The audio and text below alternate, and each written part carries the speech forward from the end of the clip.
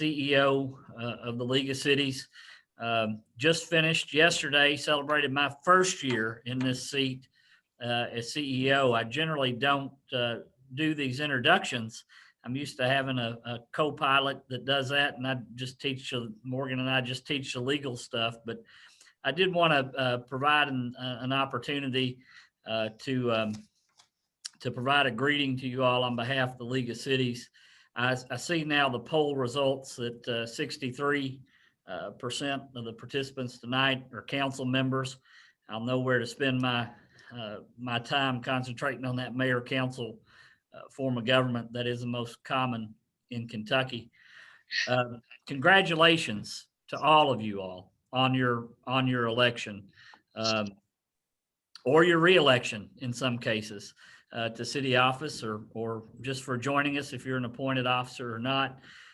Hopefully tonight you have the opportunity to learn some of the basics about city government and the way it operates before you take office. We kind of title this legal section of this laws you should know before you take office, before you assume office on January 1. Kind of the low-hanging fruit and the basics. Kind of a teaser, if you will, to a more robust City Officials Academy that'll be held in January, which is a 3-day training session that goes into a little more detail than we have time tonight. But the goal here is at least to make you generally familiar with the way cities operate.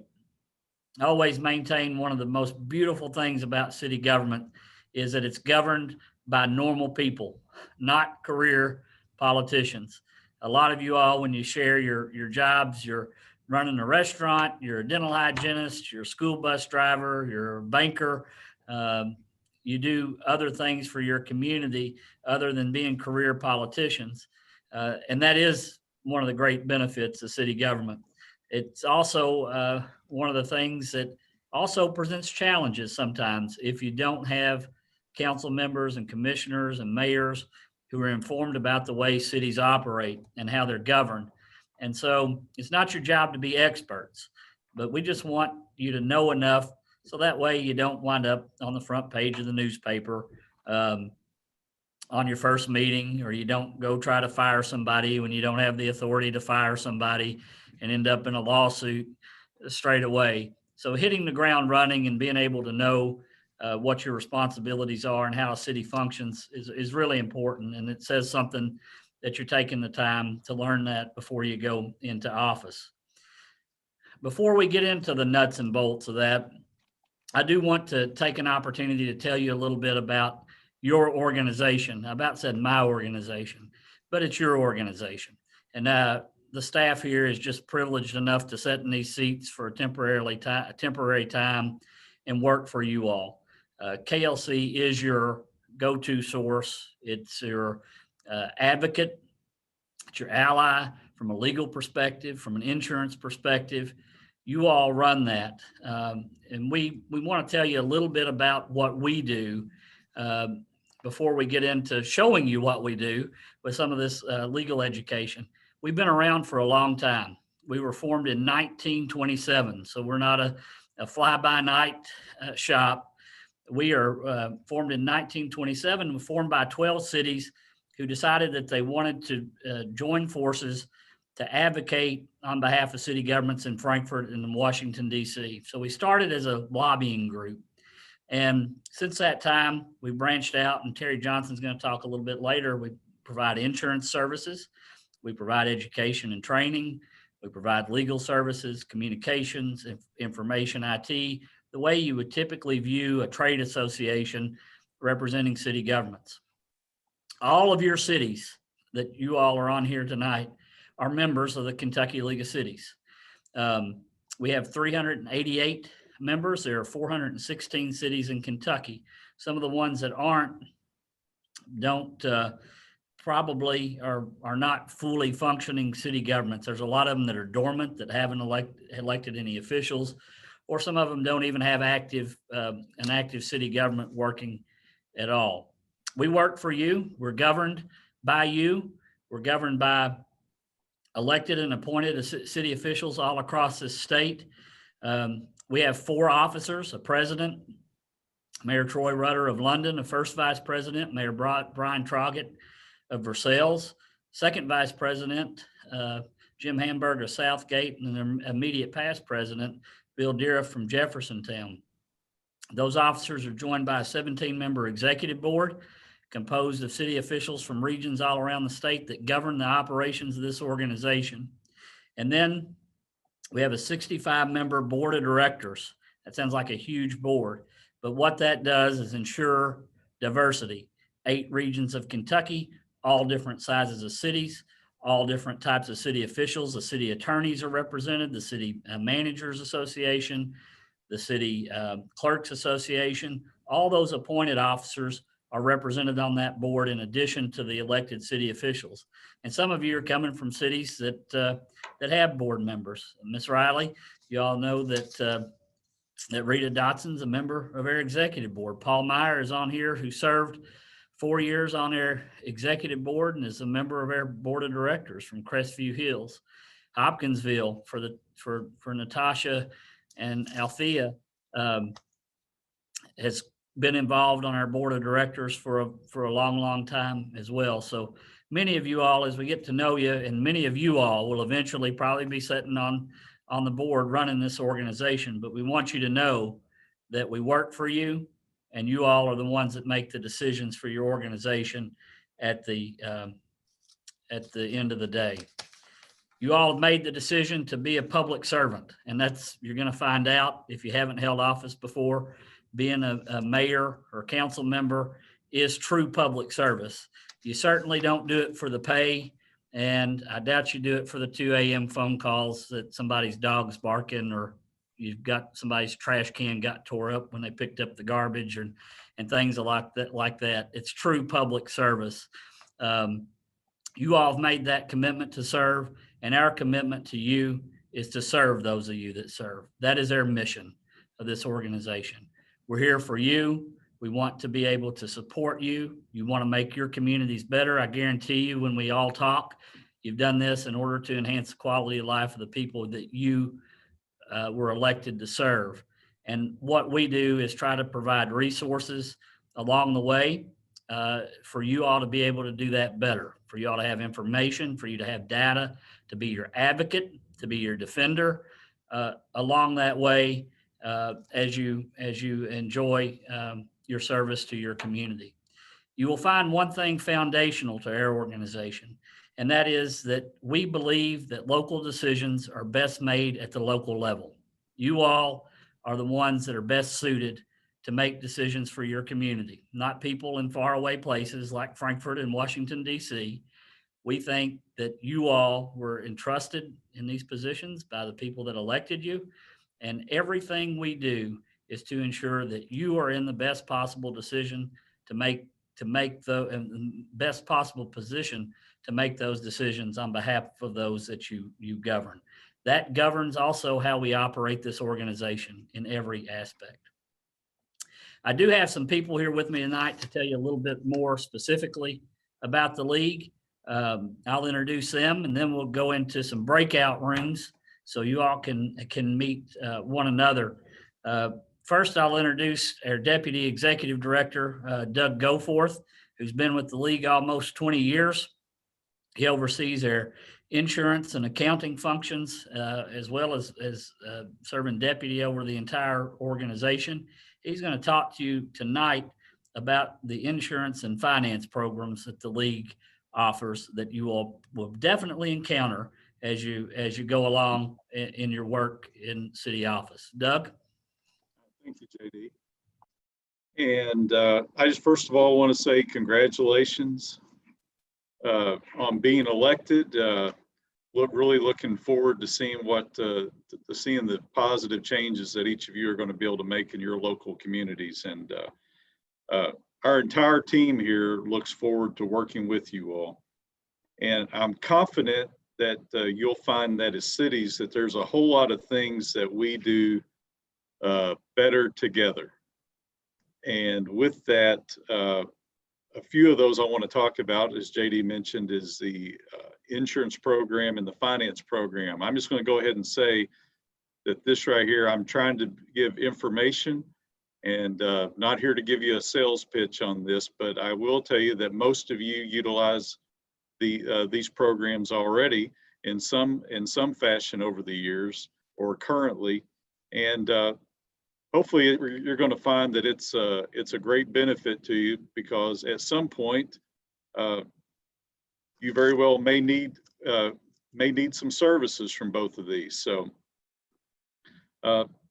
the insurance program at KLC really started when we talk about being better together, because the traditional insurance market basically abandoned municipal governments from insurance coverage in the late 1980s. And so KLC and other member cities formed KLC Insurance Services. And right now, your member-owned program, and it is a member-owned program, insures over $6 billion of city property. That seems to be quite a bit, and we have over 500 members strong. Now that's more members than what JD mentioned that we have total cities, but we have a lot of city agencies that we insure too, with utilities and housing authorities and planning and zoning and other entities. And we insure or protect over 15,000 city employees. And so that's quite a bit. There's things that you may even see come by your city. We have a lot of value-added services, and we have 4 firearm simulators that are scattered throughout the state. They are there on the road 51 weeks a year. We have it off the road for 1 week for updating, but I want to talk also about KLC started a health association program, trying to find a way to combat the high health insurance rates. And I'm happy to say that there's over 200 members currently participating in this program, and the last 2 renewals have been right at a 2% increase. And I will say that we think we were just a little bit ahead of the curve when it came to being ready to dealing with this pandemic, in that we have a telemedicine product that's part of that for all members that is called Healthiest You, and it's been used a whole lot this past year. So transition a little over to the finance programs, and KLC finance program has financed over $1.6 billion in total city projects. The program currently has a AA- rating there, and what that means is there's only 10 cities individually in the entire state of Kentucky that have a higher bond rating than that. And so your bond rating's tied directly to often the rate that you're able to achieve to finance with. And so that has steadily been going up, and that's just another example of how cities coming together has yielded a better result. We've had a lot of refinancings over the past 2 years, and to date, Kentucky cities, our members, have saved over $7.5 million of that collectively that's been refinanced through that program.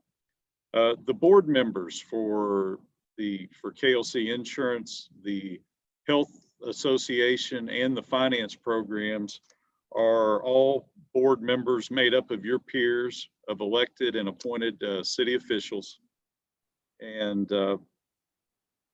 also will let you know that our staff stretches from Hazard to, I've already heard this name from several of you today, that you're from Hopkinsville. We have a loss control member that lives in Hopkinsville, and we go from Northern Kentucky down to Corbin and all areas in between. So we're really stretched around the state. And these programs were all created to be there when you needed us most. And our staff just looks forward to working with each of you as you help move your city forward. Thank you.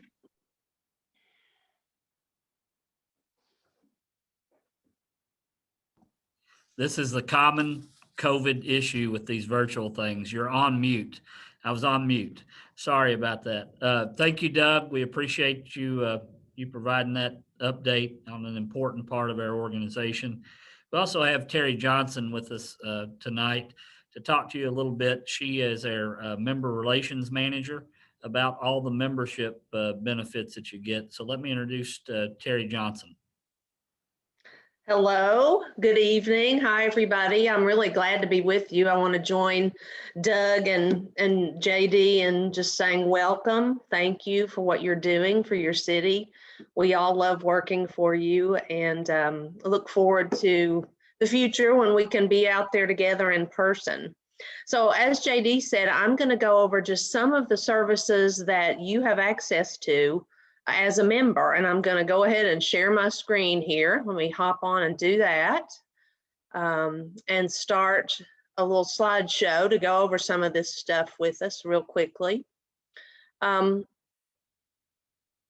first thing I want you to know, and what I want you to take from what I'm saying, is that everything we do, and Doug and JD have already mentioned this, is created with you in mind. It's based on your needs, what you tell us you'd like us to create and do for you. So all of our programs are for you. You're why we get up and come to work in the morning and why we do what we do. That said, we want to be the first call that you make as a city official. And those of you who've been doing this for a while can attest to that KLC is the best place to call first, because if our staff doesn't have the answer, and many of the times they do have the answer, we'll work to get you the answer. So we want to be your first call. And I'm going to jump right into the services. You're participating in a service right now in our training and education program.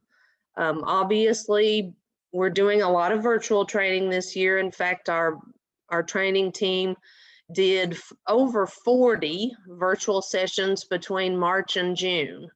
Obviously, that was out of necessity, but normally we do dozens and dozens of training sessions in person every year, and we look forward to the time when we can get back to that.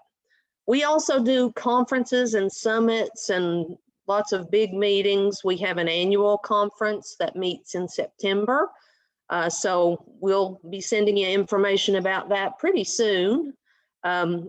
Last year we had close to 800 people at our conference. So it's just a great place to learn and meet people and network and get a lot of resources. This year, of course, it was virtual. Next year it'll be in Covington, and we look forward to seeing you there. So we do some other types of meetings, 1 to 2 day meetings around big issues like alcoholic beverage control. We do a code enforcement summit. Next year, we're going to launch a economic development summit. And the picture here you're seeing on this page is of our safety conference. So that's a conference, again, that was created based on your needs and the needs of city employees. And you know, when it comes to training, the training we do at KLC is something that you're not going to get from anybody else. So we do monthly free training events. You'll be getting information from us about those. They're on all kinds of interesting topics. And again, the content is designed just for you. One thing is that JD mentioned that we have coming up next month is the virtual City Officials Academy. That's a 3-day event, January 19th through 21st. You'll get a lot more information about that, but we hope you'll mark your calendar for that. Moving on, another area that is part of your membership is community and economic development.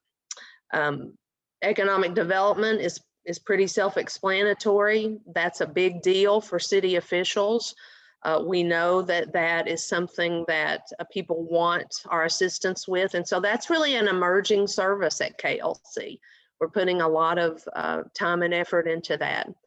This team of people in the Community and Economic Development Department, which is part of Member Services, Can also help you with specific projects. If you have a project that you need to get started, that you need to move along, they can help you with that.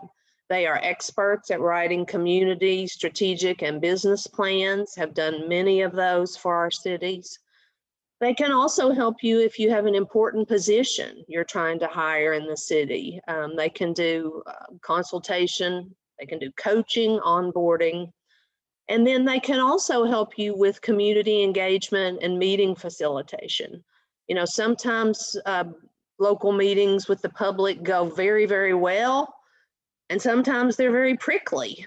And so this is a team that can help you kind of dive in to how best to do those kinds of events. Moving on, in the member and business relations area of our member services, I want to encourage everyone to just go to our website for the things that Doug mentioned, for the things that JD mentioned, and for these things, because if you spend a little time on our website, you'll discover all sorts of things. You could spend hours on our website. But two areas in particular that I want to point out to you are the tabs at the top titled Member Services and More. And under Member Services, you'll find in the drop down a lot of different programs that are very beneficial. These are things like a program we have called IT in a Box, which is pretty much exactly what it sounds like. It's a menu of services for IT and technology that can help you build websites, cybersecurity, document management, that kind of thing. So most of these are programs that we have partnered with companies on that are reputable, highly vetted companies. And so there are a lot of those things that you will find under that member services tab. Under the More tab, which is on the right side of our web page at the top, there's a place for you to post jobs. There's a place for you to post city RFPs and RFQs at no charge. There's a page for grants that we update weekly. And there's a page for awards, because we love to celebrate you and to recognize city officials and city employees and city government. So we have awards for all of those three things that we give out every year. And so I encourage you to explore the website and just look around at those programs. We're doing some things that we haven't done before. And one of those things is tackling some issues that are just sort of big picture issues. Doug and JD heard from city officials this year that homelessness is an issue that's really important to them. And so we've been putting together some resources around that issue that we'll be rolling out in January, that will be resources that will also evolve into education. And so we'll be doing some of those sort of big sky issues and initiatives too. And last but not least, we like to connect you to each other. And that's another thing that we're doing here tonight. And we also have special programs like a mayor to mayor program, which is for mayors, obviously. It's a peer program. We have a listserv for city officials. We have just a number of things that afford you the opportunity to talk to each other, because one thing that we know is that our staff knows a lot of stuff, but you learn a lot from each other. And so we like to give you that opportunity. So in closing, I just want to kind of reiterate some of the things that you've already heard. We insure more municipalities than all other carriers combined in Kentucky. You will certainly learn, if you don't already know, that KLC is one of the strongest voices in Frankfort. We have your back. We are your advocate. More than half of all the cities in Kentucky have used our finance programs. And as you will certainly hear later, our municipal law team is just the most highly regarded, so knowledgeable, and they get literally thousands and thousands of inquiries each year. So all this is part of your membership, and I just wanted to go over that with you briefly. And again, you'll learn a lot more about all these things at the Academy next month. So we are on social media, and we hope that you'll join us there, like us and follow us. You'll learn a lot of things if you do. We encourage you just to call us anytime. There's our phone number. There's that website. There's my email. There's my phone number.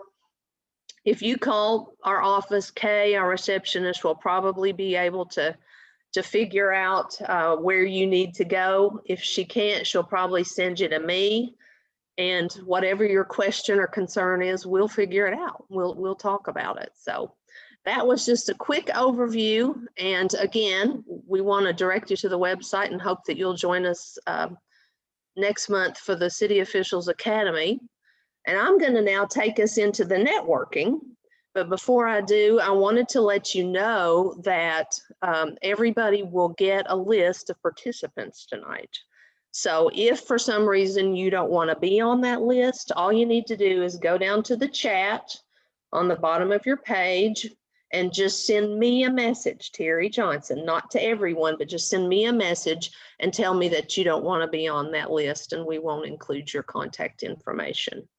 But now what we're going to do is break out so you can get to know some new people in your area or beyond. For about 20 minutes, you don't have to do anything. Our training people, our Wizards of Oz, are behind the scenes, and they're going to do it all for you. And then we'll come back together in about 20 minutes. So thank you for your time. I look forward to meeting you, and we will break out now. Back. Hopefully everybody had an opportunity to meet some peers that are newly elected and some veteran officials in their breakout rooms. Now, I don't know, they sent me a message. If you don't have your name, just a housekeeping matter before we launch into the law, if you don't have your name up here and you want credit for attending, or you're participating via phone number, you may want to, it looks like everybody's there. SGPD01 may want to change your name. RCT6973MDN may want to change your name. And then whoever's calling in from 270-258-5688, you may want to unmute and let us know, so that way we can record you as having attended the meeting, if you want to do that.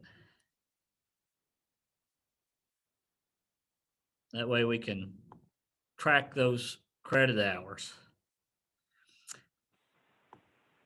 Hello, sir. Hello.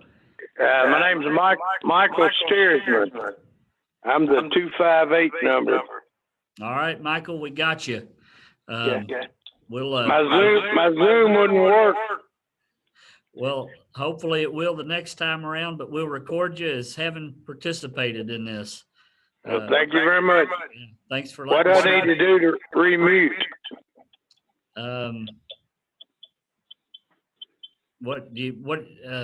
Cassie or Sarai, somebody, how do you remute? He's good. He's good. Oh, you got it. They did it for you. All right, we're going to get into the legal basics, and the way we're going to do this is, does that work? Am I sharing my screen? Not yet. Not yet. How about now?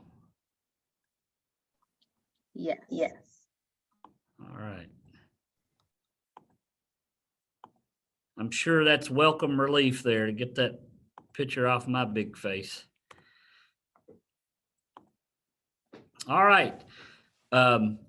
We kind of like this to be an interactive session as we go through it. And so if you have any questions, feel free to use the chat feature. Somebody will let me know you've typed in a question when we're on the topic area. But if you want to unmute and ask a question, feel free to do that. I think we learn more as we discuss and go along.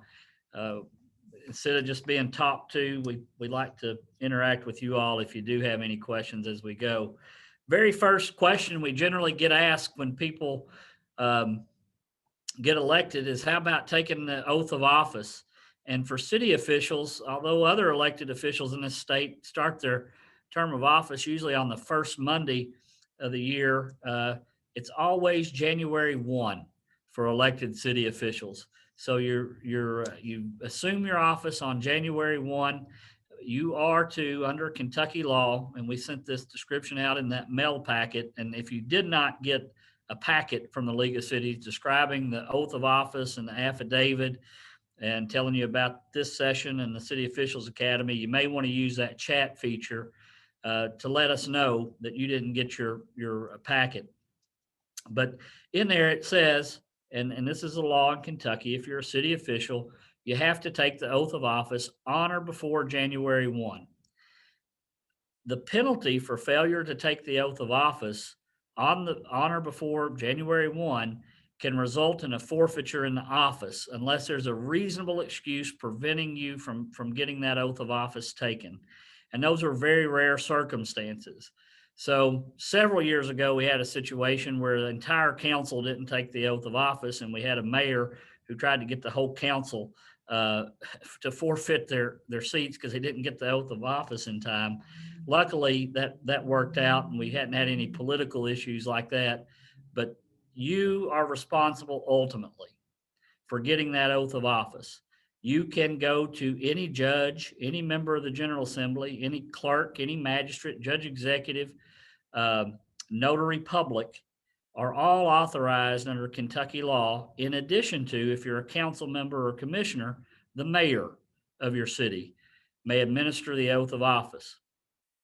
A lot of cities do that ceremonially, and you may have a ceremony before or after. If you're not going to do that, my advice to you all as individual elected city officials is to find your notary, your judge, to administer that oath of office, and have them sign an affidavit, have them sign a written notice describing the fact that they administered you the oath of office under Section 228 of the Constitution. And they'll know what that is. All of them, all of those officials that can give the oath or officiate the oath know what that is. That's the one where you swear you haven't fought any duels or carried any challenges to fight duels at all. And you have to take that oath of office on or before January 1. Again, the mayor can administer that to commissioners and council members, a notary, the judge executive, a magistrate, a clerk of the court, like the circuit court clerk, along with any member of the General Assembly or any judge, whether it's a district judge, circuit judge, a federal judge, regardless of whether they're on senior status or not, are all authorized to administer that oath of office on or before January 1. If you haven't heard from your city of whether they're going to do any ceremony or not, you may want to go find your own. You may have a reason. Maybe your brother's a judge or your cousin's a notary and you want them to do the oath. You can do that. The good news is you can take the oath of office as many times as you want to, once you've taken it once. So you may take it now, or many of you may have already taken it, and you may take it again in the public ceremony with your city. There is no problem at all with getting up every morning, looking in the mirror and taking the oath of office every single day. If you would like to start your day that way, just take it one time on or before January 1. Today, I also secured an opinion from the Kentucky Attorney General's office, which agreed with our legal interpretation at the league that you may take that oath of office virtually. You don't necessarily, if you're uncomfortable because of the COVID pandemic and you wish to get on a Zoom call or a whatever device, a FaceTime call on your iPhones with someone that's authorized to administer the oath, you can do that. You can do that virtually. If you do that, again, we recommend using that sheet that was in your packet to have them execute an affidavit showing that you've taken the oath of office that way. And I have heard from some cities that they're going to set up a public Zoom type meeting in order for all the newly elected and returning council members and commissioners to take the oath of office. Now, what I can't see is the questions, and so I'm going to let somebody tell me whether we have any questions on the oath of office. JD, the only one we had was whether you could do it virtually. Oh, we answered that. And we had one more. Can the city attorney administer the oath? if the city attorney's a notary, then the city attorney can administer the oath, but not just by virtue of being an attorney.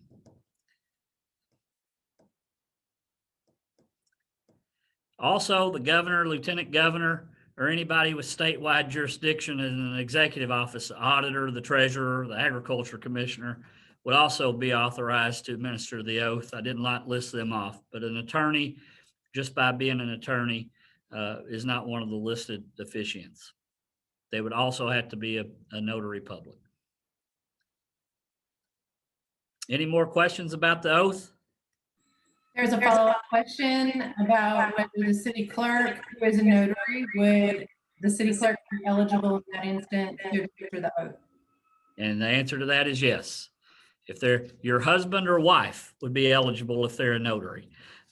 Any notary public can do it. All right. We'll go on then, if there's no more questions about the oath, to talk just a little bit about the role of city governments in Kentucky.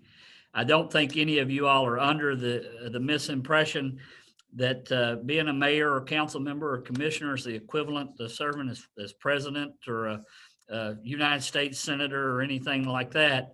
In general, you find city governments are kind of at the bottom of the pyramid when it comes to the powers of city governments. We kind of get the leftovers, I call them, because the very first and most supreme, y'all may remember from your civics classes, that the supreme law of the land is the United States Constitution, and the laws enacted by the federal government pursuant to the Constitution are the supreme law of the land. Likewise, in Kentucky, our Kentucky Constitution provides that laws enacted by the state legislature and laws of the Kentucky Constitution govern. What does that mean? That you cannot make any decisions as a city council or commission or board of commissioners that conflict with either the federal or state constitutions or any of the laws enacted by the legislative branch pursuant to that constitutional provision. So it's that supremacy. The Constitution and the laws from the federal government are the supreme laws of the land, and you don't have the ability to govern or legislate in a way that deviates from that. Now, in Kentucky, we have something known as home rule, and I'll talk a lot more about that, and you're going to learn a lot more about that as you serve in city office. That simply is the ability of the city to be able to govern itself locally without specific authorization from the state legislature. Prior to 1980, in order for a city to be able to enact an ordinance or make a decision locally, they had to have authorization, specific authorization from the legislature. So if, say, example, I've seen so many pets, so I've got pets on my mind tonight.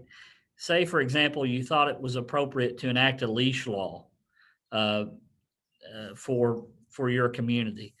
Prior to 1980, you would have had to have gone through and looked that the state legislature said it was okay for you to do that. What home rule does is says that you can do anything for the benefit of your citizens in governing your city, as long as that action doesn't conflict with the laws of the General Assembly or the state constitution, and obviously any federal laws. So rather than asking for permission from the state legislature for everything that a city can do, you just have to ensure what you're doing doesn't conflict with or contradict with a state law. And that's called home rule authority, which is very basically the ability for local decisions to be made by local leaders locally. And that's kind of, I call, the crown jewel of municipal law. It's a very important concept, and that's given to cities by virtue of a statute that allows you to do that. And if it's given by virtue of a statute, what the General Assembly giveth in state law, state statute, they can taketh away. So we have to watch, and that's where a lot of the legislative advocacy comes in, is that we have to watch the legislature who wants to slowly erode that ability by enacting a number of laws that prohibit cities from collecting certain types of revenues or governing in certain areas. The other big relationship component that I think it's important for you to understand about is your relationship with county government. A lot of judge executives and magistrates and others are under the impression that a county government is somehow superior to a city government. And that's not true in Kentucky. County governments are not a superior form of government to cities in the Commonwealth of Kentucky. They're not your boss. They don't get to tell you what to do. I joke that my 5-year-old frequently, unfortunately, tells me that I'm not the boss of her. Well, you can tell the judge and the magistrates that they're not the boss of you. City governments and county governments are both different and distinct units of local government. And counties cannot enact laws forcing a city to collect revenue a certain way. But there is a general rule. A county ordinance does apply throughout the entire area of the county, even in the city limits of the city. So for example, if the county government in Hopkins County decided to enact a smoking ban, the smoking ban would apply throughout the entire territory of the county unless the city enacts an ordinance addressing the same subject matter and imposes the same or more stringent standards.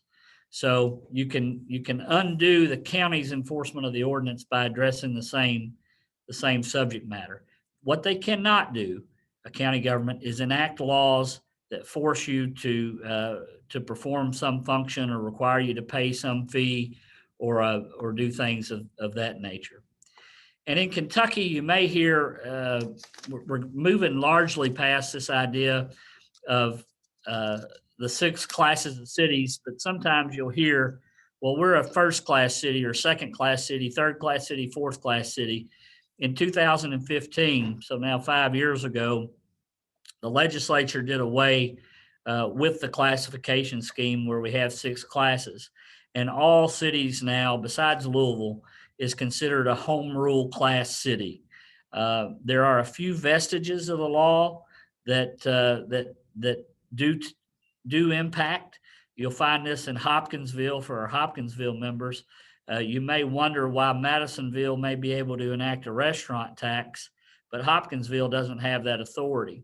There are very few vestiges that harken back to that original classification system, and the ability to do a restaurant tax is still based on what the city's classes were in 2015 when they eliminated that. And that's something we're trying to get rid of and get the legislature to be able to put cities all on the same playing field so you can make those policy decisions locally. Any questions about that before we go on to forms of government? All right, you'll see here there are several potential forms of government for city governments in the state of Kentucky. And it's very important that you know how your city is organized in order to determine what your role, responsibilities, and powers are, whether it's a council member or a commissioner, and what powers and authorities the mayors have.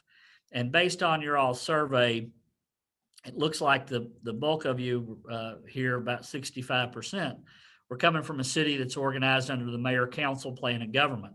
And that, by far, in Kentucky, is the most common form of city government in Kentucky, is the mayor-council plan of government.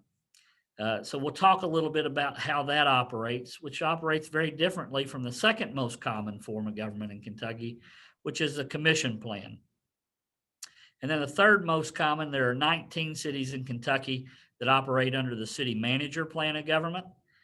And then we have consolidated local government. There's only one of those in Kentucky. Anybody know where that's at? That's in Louisville. One urban county government, and that's Lexington. Then we have 3 other potential forms of local government that you'll see, and none of them exist in Kentucky right now, even though they could. The mayor-alderman form of government would be for a first-class city, which would be the city could elect to organize under that form of government if it's located in a county with more than 250,000 residents. So not many cities will ever, even Warren County and Bowling Green is nowhere near reaching that threshold. The other two that you may want to have an awareness of, and the only thing you need to learn about them is charter county and unified local government. There are no cities that operate under that. But if one of the issues that is confronting your community is a discussion about merger of city and county government, those are your two options for cities other than Lexington and Louisville to look at merger of city and county governments. If that's something you're going to explore, and so you can just make note on this, or if that's something you think you would like to explore, is putting city and county government together, is to not proceed under the charter county government. That gives the county complete control of that process. If you're going to look at merger and study whether or not city and county merger of governments is something that you want to do, you need to use a unified local government statutes, because that provides cities with equal representation to the county governments. And that's really all you need to learn about that for right now going forward. But if you get if your judge executive or some of your magistrates get a starry-eyed look and they say, well, let's talk about merger and let's talk about it doing a charter county government, you need to not just say no, heck no, don't walk, run, and tell them that if you're going to do that, you're going to need to use the unified local government statutes if that's something you want to look at in terms of merger. So just by show of hands, I guess I can't see you all right now, but is there anybody here that does not know what form of government you operate? And it looks like everybody here is going to fall under one of three statutes. Statutory schemes: the mayor council form of government. They're Hopkinsville folks. I know I can tell you all are organized under the mayor council form of government. Most common, commission form of government, and city manager form of government.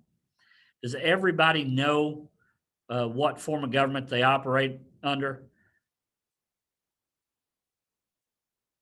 Trying to see. Is there anybody here from a city that's organized under the city manager form of government?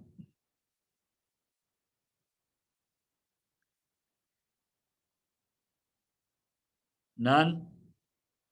So we won't have to talk about city manager form of government if there is no, and so it's important for you to tell me if you have a city manager and you're a commissioner in a city manager form of government. If we don't have any, if you're not one of those 19 cities, we don't have to talk about that. We do have some cities, I think, organized under the commission form of government.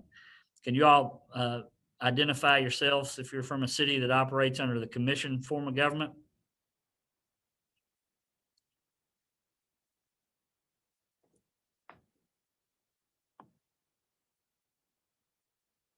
Barlow's council. Chief Franks, what city are you from? I'm Smith Grove. Miss Grove, y'all are commission form? Y'all have commissioners or council members? We have a mayor and commissioners. So y'all are commission form of government. Arlington's council, I think, Madisonville's council, Versailles is council. Mayor Campbell, Catawba's council, isn't it? Oak Grove is council. Kimbrough, you're back in Clinton, I see. Y'all are mayor council, aren't you? Or y'all commission?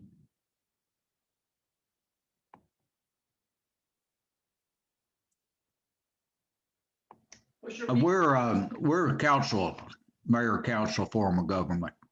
Okay. So we do have a few commissioners. So we'll talk about the difference between mayor council. I don't see anybody under the city manager form of government. We'll concentrate on the differences between the mayor council plan of government and the city commission form of government. The mayor council can produce the most controversy, but it is the most common sense form of government to what you've typically learned about in your civics education through high school and middle school, where you have a separation of executive and legislative authority. That does not exist It only exists in this mayor council form of government. If you were organized under the commission or the city manager form of government, you would not see a difference or a separation of powers between executive and legislative authority at all. So taking that traditional approach that you're fully aware of, all the branches of government, mayor council form of government has two distinct branches of government. You'll notice that the judicial branch is not there in Kentucky. Our judiciary is organized under a single state unified justice system. So city governments, even though prior to 1976, we had municipal courts, we had county courts systems. In 1976, when the voters approved the constitutional amendment, all that judicial power went to the state. So council forms of government their distinguishing feature is that the executive power is held by the mayor. A lot like you look at the governor or the president, they hold their CEO. The mayor has separate executive authority in this form of government. And the legislative power is held by the city council.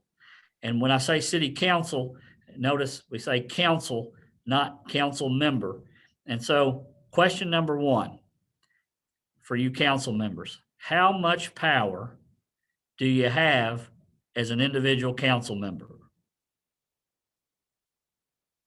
Anybody? Any brave council member? You have one vote. The power of one vote. And that's it. Otherwise, the council as a whole, you have to have a quorum. We'll talk about that.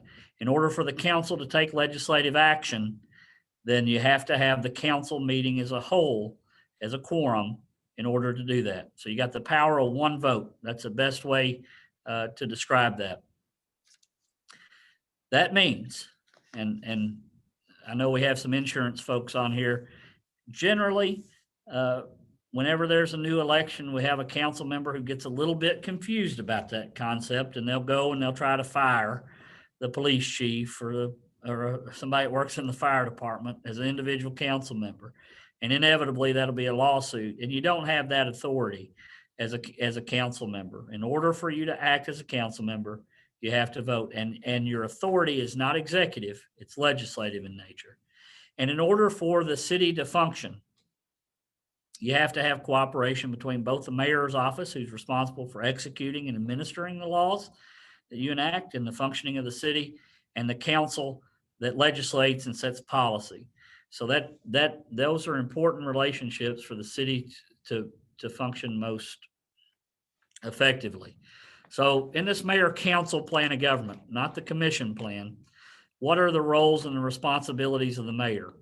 And very quickly, those responsibilities of the mayor are to appoint, supervise, discipline, and terminate city non-elected officers and employees. Two different categories here, non-elected officers and employees. The mayor, if you can see, is the one that hires, supervises, discipline, and terminates both city employees and non-elected officers. Two categories of folks. Anybody know who the non-elected officers are of a city? City clerk. City clerk is one. That's correct. City police. Go ahead. Somebody say police chief? Yeah, chief. Police chief is there. Fire chief, if it's not a volunteer fire chief. City administrator, if you have a city administrator, and the city manager form of government, the city manager is considered. State law requires you to treat all those positions, clerk, police chief, fire chief, other than a volunteer chief, city manager, and city administrator, all have to be categorized as non-elected officers. JD, However, yes, yeah, Mayor. I have one question. Sure. If you have gone to the method of consolidating city departments, such as the water, gas, sewer, all of that and incorporated that into Public Works. What about your Public Works superintendent in that respect? The Public Works would not automatically be. State law requires you to treat the clerk, police chief, fire chief, if it's not volunteer, administrator, or manager. State law says you have to have those as non-elected officers. However, the law, Tommy, allows you to treat other positions as non-elected offices, and that has to be done locally by an ordinance enacted by the city. So even though state law doesn't require your public works to be considered a non-elected officer, you could, if the council enacted an ordinance stating it or setting it out as a non-elected officer, then it would be treated as a non-elected officer. So in many cities, you know, you may have a city engineer. In some cities, a city attorney is treated as a non-elected officer because they've put that in the council. They put that in an ordinance that the council has enacted. And the distinction is really important because in order for the mayor to appoint, supervise, discipline, and terminate a non-elected officer versus everybody else who falls in that employee category, in order for the mayor to make the hire of that clerk, police chief, or anybody else that you've designated, that the council has by ordinance designated, before the mayor can appoint them and before they can serve in that office, the council has to approve their appointment. So if the mayor fires the clerk and wants to bring in a new clerk, in order for the individual to serve the role of clerk, the mayor has to nominate that individual and the council has to approve them for the non-elected officer position. And that's really important because that's not the case for other city employees. If it's the deputy clerk and it's not a non-elected office, the mayor may hire without council approval. So non-elected officers, the mayor has to get council approval in order for hiring that person or appointing that person into that non-elected officer. So that's always going to be true for your clerks, your police chief, your fire chief if it's not volunteer, a city administrator if you have one. Those will all have to be council approved in order for the person to occupy the position. The mayor does not, if the position exists, have to get any approval from the council for hiring employees for positions. Now, we're going to learn later that when the mayor wants to terminate a non-elected officer, even though the council has to approve their appointment into the position, if the mayor wants to terminate them, he or she does not have to elicit any approval from the council for the termination of the non-elected officer.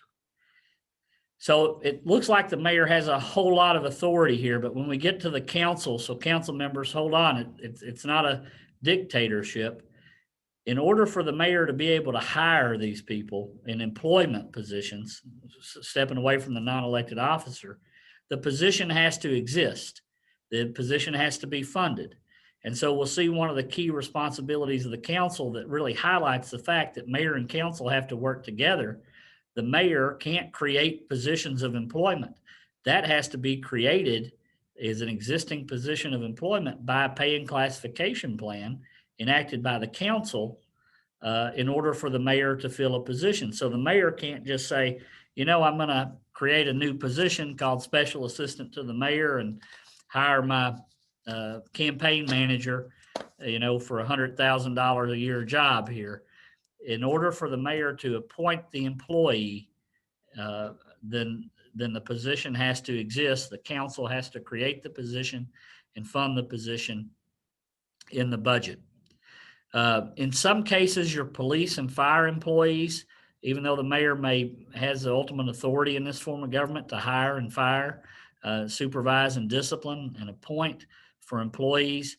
In some cases, your police and fire employees may have some special protections and some special issues you have to go through in order for the mayor to be able to take personnel action. For example, one thing we discuss in the City Officials Academy is the limitation of a statutory provision, and the chief will appreciate this provision. It's called the Police Officer Bill of Rights.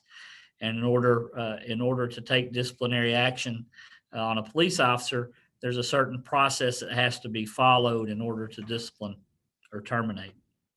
So here on this first bullet point, I think it's very important for you to understand the difference between non-elected officers and employees. The mayor ultimately has the authority to appoint, supervise, discipline, and terminate. For non-elected officers, in order for them to appoint, they have to get council approval. If the mayor wants to terminate, however, the mayor does not have to come back and get council approval for the termination of the clerk or the non-elected officer if you've designated it.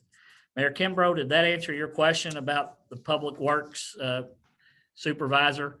It could be a non-elected office if the city has enacted an ordinance creating that office. All right, thank you. The next mayoral responsibility is to prepare, present, and administer the city's budget. So look at those three verbs there: prepare, present, and administer the city's budget. What's absent from that verb list? Prepare it, present it, and administer it. Approve. Approve or adopt. That's a council function. So the way the budget process works, and I know Morgan may talk on this in a little more detail, is that the mayor is responsible for saying 30 days prior to the start of the year, at a minimum, to prepare what he or she thinks the budget ought to look like, present it to the council, and then the council decides ultimately, because it's a legislative action, what the budget's going to look like. And once the council enacts it, it goes back to the mayor to administer it in accordance with the way the council adopted it. Again, emphasizing this relationship between the mayor and the council. Once the mayor prepares and presents it, the council can do whatever they want to do with it. They can wad it up, they can throw it in the trash, they can adopt it just the way the mayor presented it. That's in the discretion of the council. And generally in the mayor-council form of government, because the mayor, as you see, is responsible ultimately for the day-to-day operation of the city. Ultimately, the council gives a lot of deference to the way the mayor has proposed the budget, because he or she's there managing as a CEO of the city, the day-to-day activities. But the council is not obligated. Once it's prepared and presented by the mayor, it can throw it away and start from scratch if it wants to. In addition, the mayor is responsible for making and executing contracts, written obligations on behalf of the city. So that's part of the mayor's administration function of the city's budget. If the city has put $100,000 in to repair City Hall into the budget you've adopted, the mayor then has the authority to go out and administer that budget, to make the contract in order to spend that $100,000 to make that repair at City Hall if it's a line item in the budget, and sign the contract in order to do it. Once the council's put that in the budget, it's the mayor's responsibility in this form of government to make sure that happens in terms of the administration of the budget. I can't see chat, so I don't know, are there any questions before we go on to the next slide from these three bullet points? No, there aren't any in chat. Anybody have any questions on these three before we go along? In addition, the mayor in this form of government, unlike in Smiths Grove, the mayor does not have this authority in Smiths Grove, but in the mayor-council form of government, just like the governor does, just like the president does, the mayor has the authority to decide whether they're going to approve or veto city ordinances. So this doesn't apply to other action. It only applies to ordinances, and that's your local law, enactment of city ordinances. If the mayor wants to approve the city ordinance, what does he or she have to do?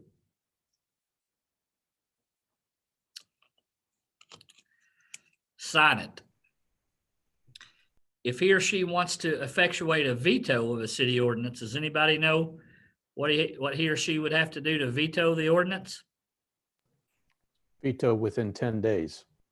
So he or she would send a written message back to the council that he or she's not going to sign the ordinance with a message of the reason that it's going to be vetoed, and do so within 10 days. I believe that was Mayor Meyer who talked there, to send it back. If the mayor doesn't do anything after those 10 days, it's deemed approved. So in some instances, the mayor may not sign it, but not do a message back about why they're vetoing the ordinance. And in that case, it would become law without the mayor's signature after the 10 days pass. But just like Congress and the General Assembly, if the mayor sends a message and says, council, I'm vetoing this ordinance, and here's why in the veto message, what can the council do? The council has the authority to override, just like Congress or the General Assembly, by a vote of one more than a majority of the membership can take a vote within 2 meetings after the ordinance is returned to override the mayoral veto. So the council also has a time limit of 2 council meetings after it's been returned in order to override the veto. One more than a majority of membership. So if you have a 6-member council, how many votes does it take to override the mayoral veto? 5. Excellent. If you have a 12-member council, just to test your math skills, I think that's Hopkinsville. How many does it take to override if Mayor Lynch decided to veto an ordinance? 8. One more than a majority of the membership. That's correct. So the mayor also has the authority to break a tie. Your mayor does not vote on the city council, doesn't have an automatic vote. You're going to see in Smiths Grove and the other cities that are organized under the commission form of government that the mayor is a voting member and a member of the legislative body. In a mayor council form of government, the mayor is not considered a legislator or a local legislator or member of the council. He or she may only vote in order to break a tie. So if the council goes 3-3 on any issue, whether it's an ordinance or a motion to proceed on consideration of an item, the mayor has the option to vote to break the tie. Now, what happens if you have a 6-member council and the vote's 3-3, and the mayor decides he is not or she is not willing to vote to break the tie? It fails for lack of a majority vote. That is correct. So it does not force the mayor to break the tie. It's a discretionary function for the mayor, and that's the only time he or she may cast a vote. The statutes assign the authority of the mayor to preside over meetings of the council. So as the presiding officer, the mayor runs the council meeting, holds the gavel, and runs the meeting according to its agenda. It does not, and so state statute says this is the authority of the mayor. Can the council, let's just say you think the mayor stinks at presiding over council meetings. Council, could you come along and change that? Only if he's absent. Only if he's absent. But just if you permanently said, Mayor Meyer, mayor stinks, can't do very well at presiding over meetings, we're going to appoint somebody else to do that. Council does not have the authority to do that. Why not? Back to slide 1. You cannot change state law. Remember this. You cannot conflict with or change or modify state law by local enactments. So the statute says the mayor is the presiding officer, and that is exactly the way that the council meetings have to proceed. Now, if the mayor is not there, we'll learn on the roles and responsibilities of the council. Then the council decides who presides over the meeting. And I'll talk a little bit about more of that in the slides coming up on council authorities.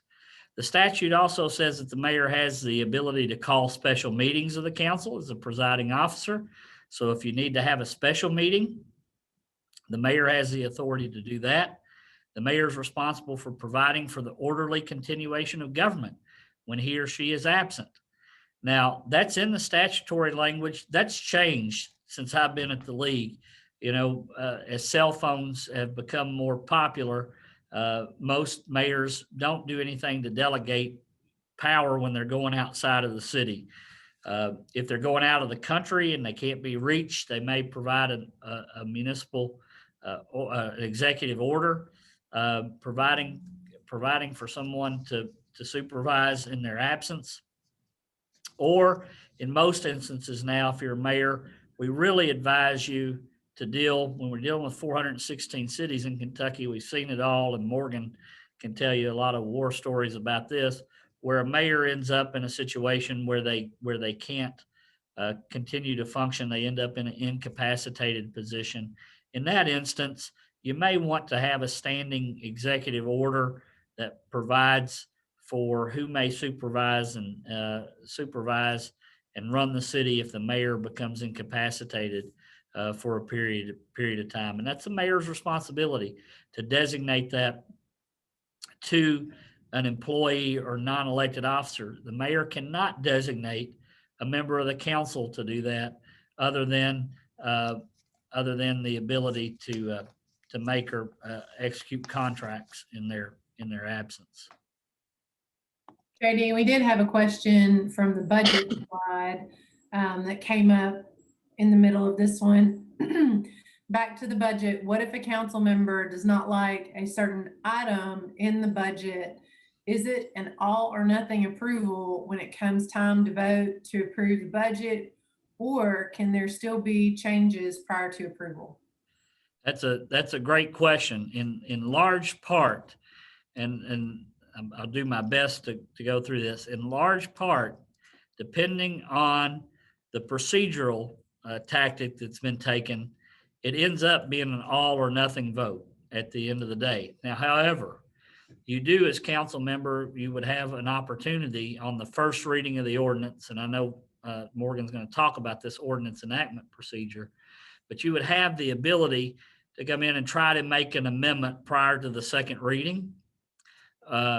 If your city's functioning at a high level of transparency, you're probably going to be in work committees and other things like that, looking at what the mayor's presented and working through it through the committee process. If your city has a committee, or through the council process, in order to determine what needs to be part of it, you have an opportunity there before the first reading. If it advances and gets a first reading, you have to have two readings in order to take the vote to enact it. You may have an opportunity to make a motion once it's before the legislative body to amend that section that you don't like. If that fails, then you end up having to decide whether to do the all or nothing. So there are a couple of opportunities through the legislative process to provide input and provide amendment. But if you get to the point where the final vote is vote for or against it, and you can't get it amended prior to, then it is that all or nothing type of situation. Any more questions about the mayoral authority in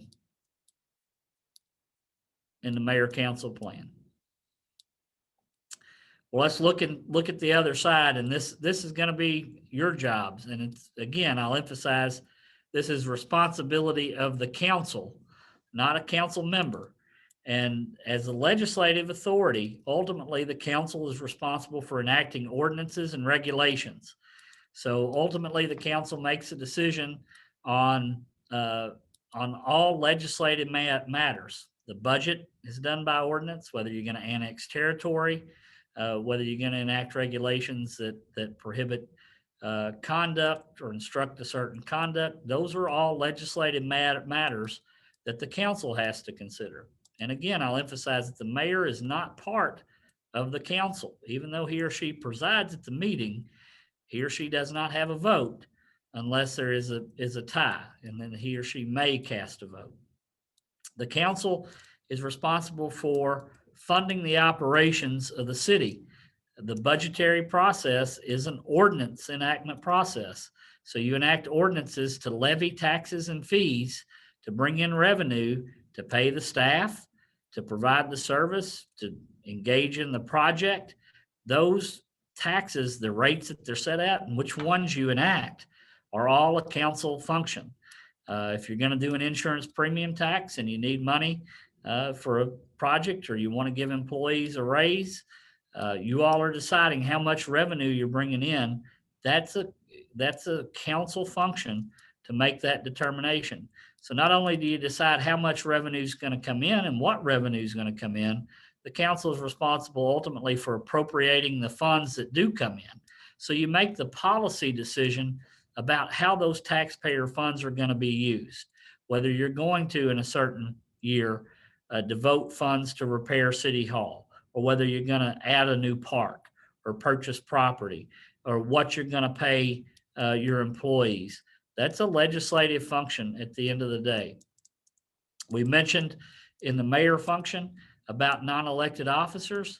The council is responsible for establishing non-elected officer positions. If they want to make more non-elected office positions beyond clerk, police chief, and fire chief, other than a volunteer fire chief or city administrator, and make that a non-elected office, council has to do that through the enactment of an ordinance. And likewise, the establishment of employment positions. Don't be under the misimpression that the mayor can create employment positions. In order for the mayor to execute upon that authority to appoint someone to a position, the position has to exist. And the position only exists if in the pay and classification plan that has to be adopted by your city by ordinance, may the mayor make a decision to fill that employment position. So if you're a council member and you're curious right now about the way this works in your city, one of the first questions you may ask for your city is to have the opportunity to look at the ordinance that creates you want to look at your entire ordinance book. But if you're wondering what employment positions exist, you may want to look at the pay and classification plan ordinance that every city has to adopt. Now, cities do that differently. In some cities, you have this complex. I can guarantee you in Madisonville and Hopkinsville, two of the larger cities that are on this call, you're probably going to have a much more extensive pay and classification plan ordinance. You have a greater number of employees. It's probably going to be a little more complex in the way that works. If you go to Smiths Grove, you go to Earlington and some of your other communities like that, a lot of cities do that and comply with that requirement by particularly listing the position and its salary in the annual budget. That's compliant with the requirement to have a pay and classification plan. But you're going to want to know that from your city. As we mentioned before, in order for the mayor to appoint someone to serve in those non-elected office positions, you have the consent power. Much like, we've seen now a couple Supreme Court justices be nominated. They didn't get to take their seat on the Supreme Court until the Senate confirmed them. Same type of process here. The mayor wants somebody to serve as city clerk or police chief. In order for that person to do so, the council has to confirm them. They have to vote that they want them to sit in that non-elected office position. Since we have a lot of council members on here, are there any questions on this first slide about these powers and responsibilities of the council?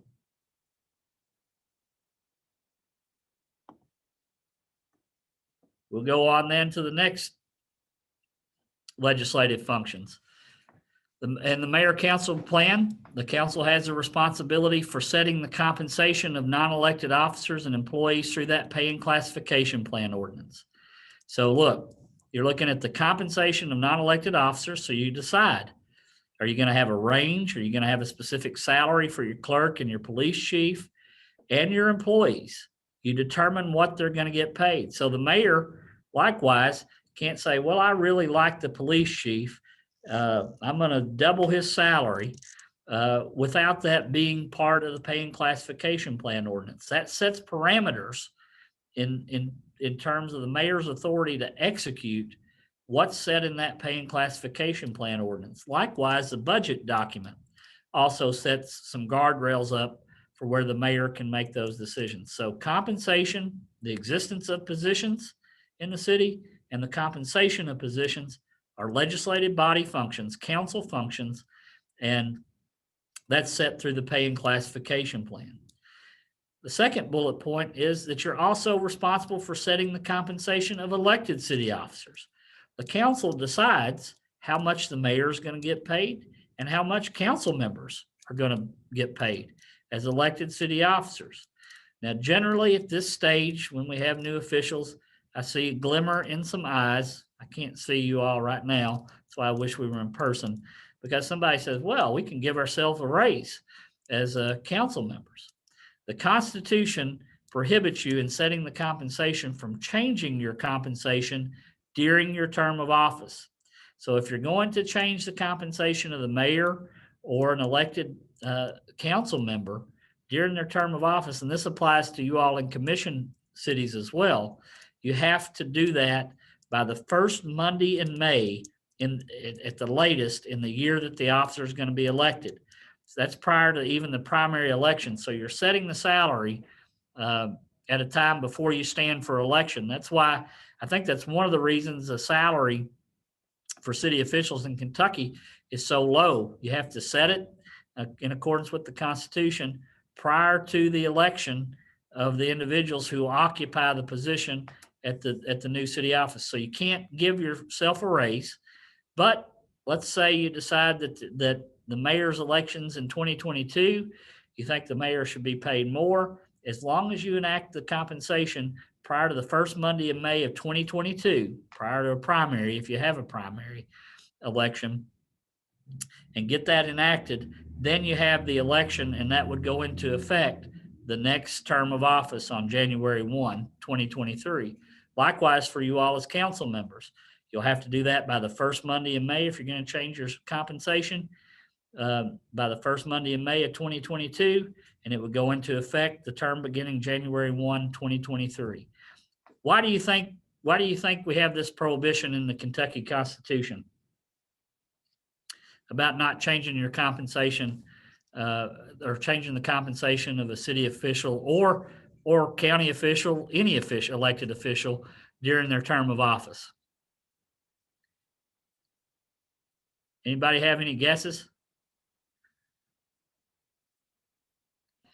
Well, prior to this provision being enacted in the 1891 Constitution, we saw councils and general assemblies and others who may not like what the mayor's doing and say, well, we're going to cut your salary. We're going to, because we disagree with you from a policy perspective. And then in the rare instance, you get self-serving. Some individuals are self-serving. They give themselves a big raise during their term of office.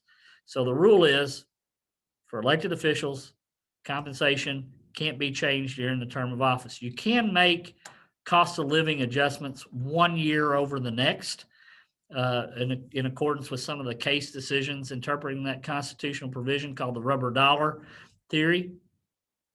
You can only set the compensation at certain levels. The Constitution limits what city officials can be compensated. And I believe that's right around, Morgan might remember the exact figure, I believe that's right around $75,000 outside the cities of Lexington and Louisville is about the maximum salary. And that it's listed as $8,500 or $7,500 in the Constitution, but they've applied that rubber dollar theory since 1891 and put it in 2020 dollars, and that's the maximum compensation. Any questions about compensation or positions? The council has the authority to conduct regular meetings once a month. In fact, it requires you to conduct a regular meeting at least once a month of the council. State law says the council has to convene and meet at least one time each month. We talked about the mayor being able to call regular meetings or those that are already set by ordinance, and we'll talk a little bit more about that in the open records section. But the mayor can call you into a special meeting. Likewise, if the council feels like it needs to meet and the mayor refuses to call the special meeting, then the council, the majority of the council, can get together to call yourself into a special meeting. The council also has a legislative investigative function, and it has the authority under certain, following certain rules, to investigate the activities of the city government. It can, under certain processes, ask for the reports from department heads or employees. They have to, if you're going to do that, they have to report to the mayor. But in some instances, and rarely have we seen that provision used, you may go in and do an investigative function of the performance of the executive branch. For the mayor council form of government, I'm going to use the same caution sign when we talk about the commission form of government, to seek legal advice when you're dealing with personnel issues. It has been traditionally, and still is, one of the most litigated areas, not only for private employers, but it even gets more complex for public employers like cities and counties and state government, because you got a myriad of other laws, especially when you're dealing with police officers and firefighters in some cities. There are certain processes that you should do. Now, we're not saying stop. It's a caution sign, not a stop sign. You're going to make personnel decisions as you come into office. You need to seek legal advice from your city attorney. You need to know what your city's personnel policies are. And you really need to be aware of the limits on roles and authorities. So if the council comes in and the council, I want to use this on a personnel example. If the council comes in as a whole and does not like the police chief, what can the council do?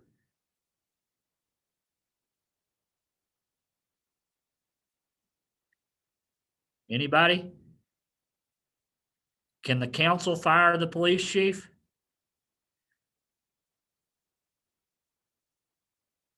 No. The mayor, state statute provides that the mayor has the authority to appoint, supervise, discipline, and terminate. And so the council, in terms of personnel, can't terminate the police chief, even if all the council members want to take that vote. State statute assigns that responsibility to the mayor. So when you're delving into these personnel issues, you almost guaranteed to end up in litigation in a lot of these situations. Get legal advice, get your city attorney, call the league. We have personnel services that help advise you through that. If you're an insured member, we also provide a system where we may give you counsel on the front end to work with your city attorney and others through particularly thorny legal issues. So we ensure that you do it right. Again, caution sign, not a stop sign. Do it the right way if you're going to make these personnel decisions so you don't end up in costly litigation for your city. All right. Commission and manager plans of government. So those of you in the council form of government, this may be a good time for you to take that restroom break you've been waiting to take, or get you a drink of bourbon or water or whatever you're having during this training session, because these rules aren't going to apply to you all in the council form of government. In the commission and manager plans, we're going to focus really on the commission form of government. There is not that separation of executive and legislative authority that you have in the mayor council form of government. So the mayor does not have the ability to hire, fire, and supervise on his or her own.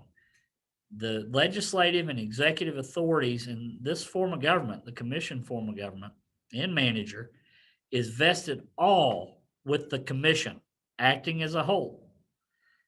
The ultimate executive and legislative authority is vested with the city commission in the city commission form of government, and with the board of commissioners in the city manager form of government. So no separation of powers involved with these forms of government. So that means the mayor in the commission form of government doesn't have the power to veto, is considered a member of the legislative body. They can propose and vote upon legislation, the same as the other commissioners. And in this form of government, you always have 4 commissioners and a mayor. So you got a 5-member commission in every one of these cities. That's a requirement. 4 commissioners, 1 mayor. Mayor can't veto. The mayor gets to function as a member of the legislative body, does not have the responsibility for being CEO of the city, like the mayor and the mayor council form of government. So supervisory functions, disciplinary functions, all of that is related to city employees, flow through the commission and not the mayor as an individual office holder. And the mayor does not provide for the orderly continuation of government in the commission plan. So sometimes the mayors in these form of governments get a little frustrated because essentially they can be described as glorified city commissioners in this form of government. They are a commissioner essentially with some special functions. And so there are some statutory functions assigned to the mayor in this commission form of government, even though there's no separation of executive and legislative authority. The law says, state law says that the mayor still is the presiding officer over meetings of the commission. The mayor gets to sign, and it's a ministerial act. Notice in the mayor council form of government, we said make and execute. Here we're saying execute, signs, notes, bonds, contracts, other written obligations on behalf of the city. The mayor executes those or signs those once they've been approved by the commission. Yes, as presiding officer, the mayor can call special meetings of the commission.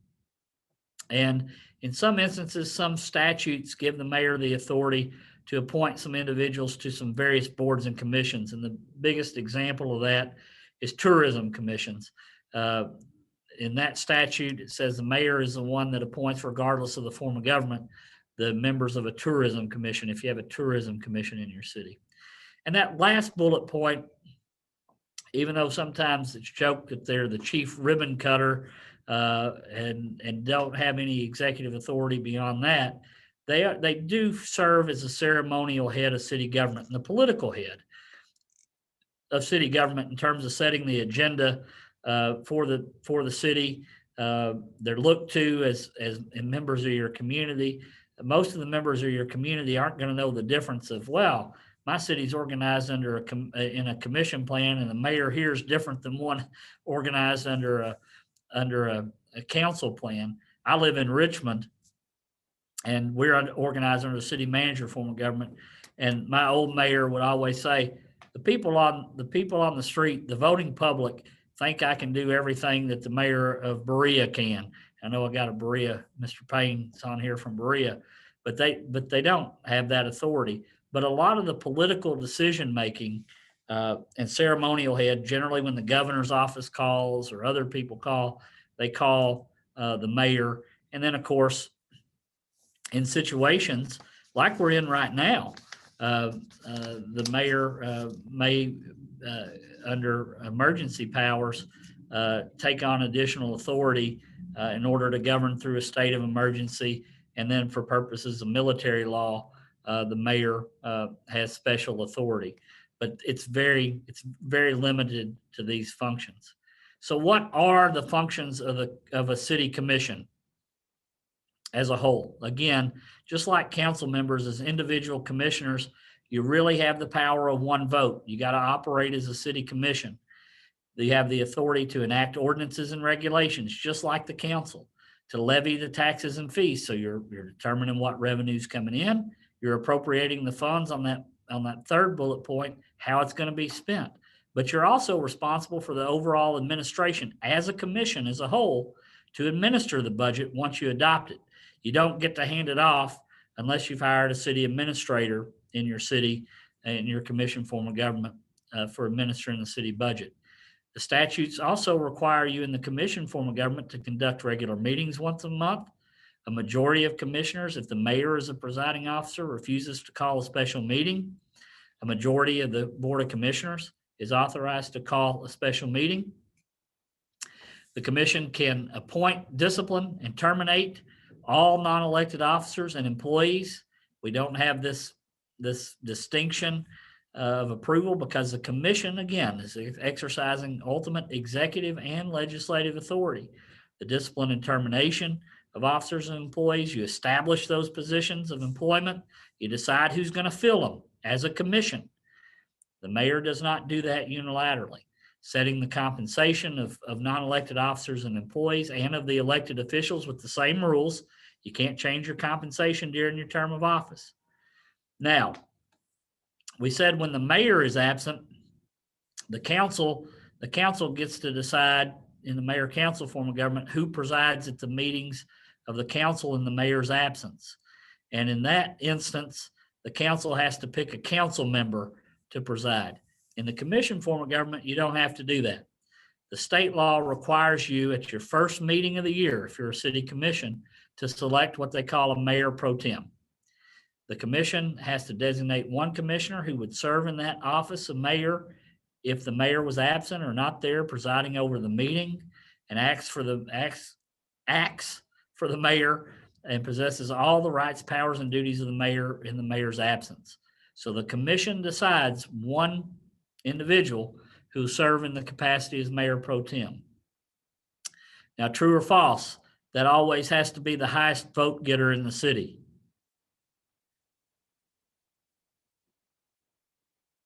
That would be false. The mayor pro tem is anybody, doesn't have to be the highest vote getter, that the commission decides that they would like to occupy that position. In a lot of cities, just to avoid controversy by history and tradition, the highest vote getter is selected as mayor pro tem, but state law does not require it to be that way when you designate the commissioner. So commissioners, when you go to your first meeting, one of your first actions are going to be to select the individual to serve in that office of mayor pro tem who would preside and otherwise act in the mayor's absence. In the commission plan of government, also at your first meeting, you're going to have the city classify administrative functions into separate departments by ordinance. Those generally in cities organized under the commission plan are parks and recreation.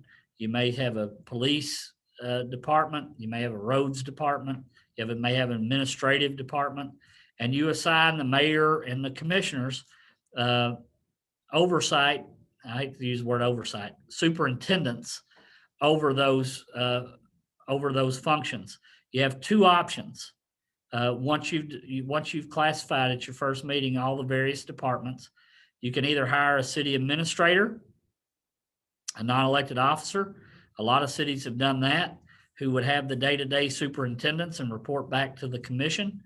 Or, as it happens in a lot of cities, and I think this is the way it is in Smiths Grove, you at the first regular meeting, you designate one commissioner to have that superintendent's oversight over each department. So you may meet somebody from a commission form of government who says, I'm police commissioner or I'm roads commissioner in this city.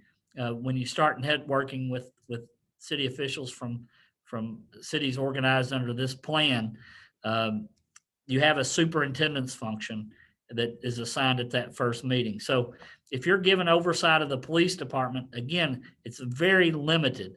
You can't hire and fire. You can't make budgetary obligations. Really, the goal of the statute with that interpretation of the superintendent's function is to be a liaison between the various between the department and the commission. If you have a big personnel issue, you're probably calling up the mayor and saying, hey, we got this crisis in the roads department or the parks department. We need to have a meeting of the commission to make a decision. You can't hire and fire. It's a very limited role of that superintendent's function on a day-to-day basis. And then this is just a reminder. Ultimate executive authority is vested with the city commission acting as a body. You can take, the city commission can override any action taken by individual commissioners or the city administrative officer if you've organized that way to provide the superintendent's function. So the buck stops with the city commission acting as a body. No separation of executive and legislative authority. Are there any questions that we have about the commission plan of government? JD, there is a question about the mayor council plan that just came in. And the question is, in a mayor council plan, does the mayor have sole authority to appoint members to commissions such as tourism and planning and zoning? So in the mayor council form of government, in the tourism commission, it doesn't matter the plan of government. The mayor in all cities in Kentucky has the authority to make the appointments for the tourism commission. It differs based on the type of commission. So you may have a utility commission and governed under a certain statutory scheme, and the mayor appoints subject to council approval. I think planning and zoning is set up that way too, that it ultimately has to flow through the council to make the appointments to the planning and zoning. If you're looking at a utility commission organized under 96-530, which is the general statute for organization of utility commissions in home rule cities, the mayor has unilateral authority to make those appointments to the utility commission. So it really depends on what board or commission you're looking at, whether the mayor has to come back and get council approval or not. Does that answer the question? Who asked the question?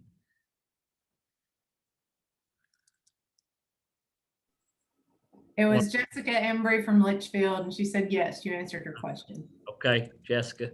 There's a lot of Embrys down there in Litchfield. All right. City manager plan, I'm just going once, going twice. If we don't have anybody organized under the city manager plan, I think we won't have to talk about the city manager plan of government. Now, we had another question from Lisa Johnson from Versailles. Uh-huh. Um, I don't know where this chat feature is on here. That's okay. There it is. So the question was, what can the council do if they're concerned about non-elected officials who are already in place? Is there anything council can do? Council, the authority rests with the mayor to supervise, discipline, or terminate. So the council cannot remove, cannot discipline, cannot terminate the individuals that are occupying those positions. The council would come in if there's a vacancy and the mayor's nominating someone to fill that position. The council would have the authority to approve the appointment. But in terms of the operational executive aspects of city government with the non-elected officers or an employee, ultimately that's vested with the mayor and the mayor council form of government to make the personnel decision. All right. Well, let's take if we're in person, usually we take about a 5-minute break. So that way you do have an opportunity to get up and refresh your beverage or run to the restroom or do other things like that. And we'll break for 5 minutes and we'll be right back at 8:35 to go over the Open Meetings Act, the budgeting ordinances and ethics. So we can wind it down and answer any more questions you all have as this goes along. So 5-minute break.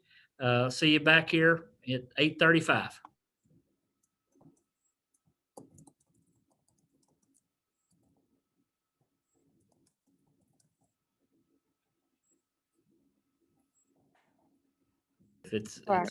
It's only applicable if you have a quorum and you're talking about and you're going to take action or commitment to take action, or you're discussing anything over which you have the authority to make decisions on. So even though right now a lot of us would like to be able to make decisions related to Kentucky basketball, we don't have that ability. We don't have that authority. So you could have a quorum get together to do that. You can go to holiday parties.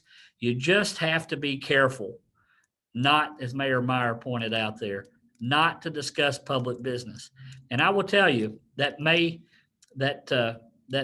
sound easy, but pretty much you're going to look around your council or your commission, and what's the one thing you're probably going to have in common with the other people sitting on the council or commission? The fact that you're all on the council or commission. You may not have anything else in common, so it's hard to avoid the pool to not talk about city-related business. But the Open Meetings Act only comes into effect if you have a quorum where you're taking action or discussing public business. So if you all go to the holiday party, and I know we're not going to be able to do that this year, we always get calls. I know Morgan in the legal department gets a call and says, well, if we send one to the holiday party and then in 30 minutes later, 2 more come in, you don't have to do all that. You simply have to avoid, a quorum can be together as long as you're not taking action or talking about public business.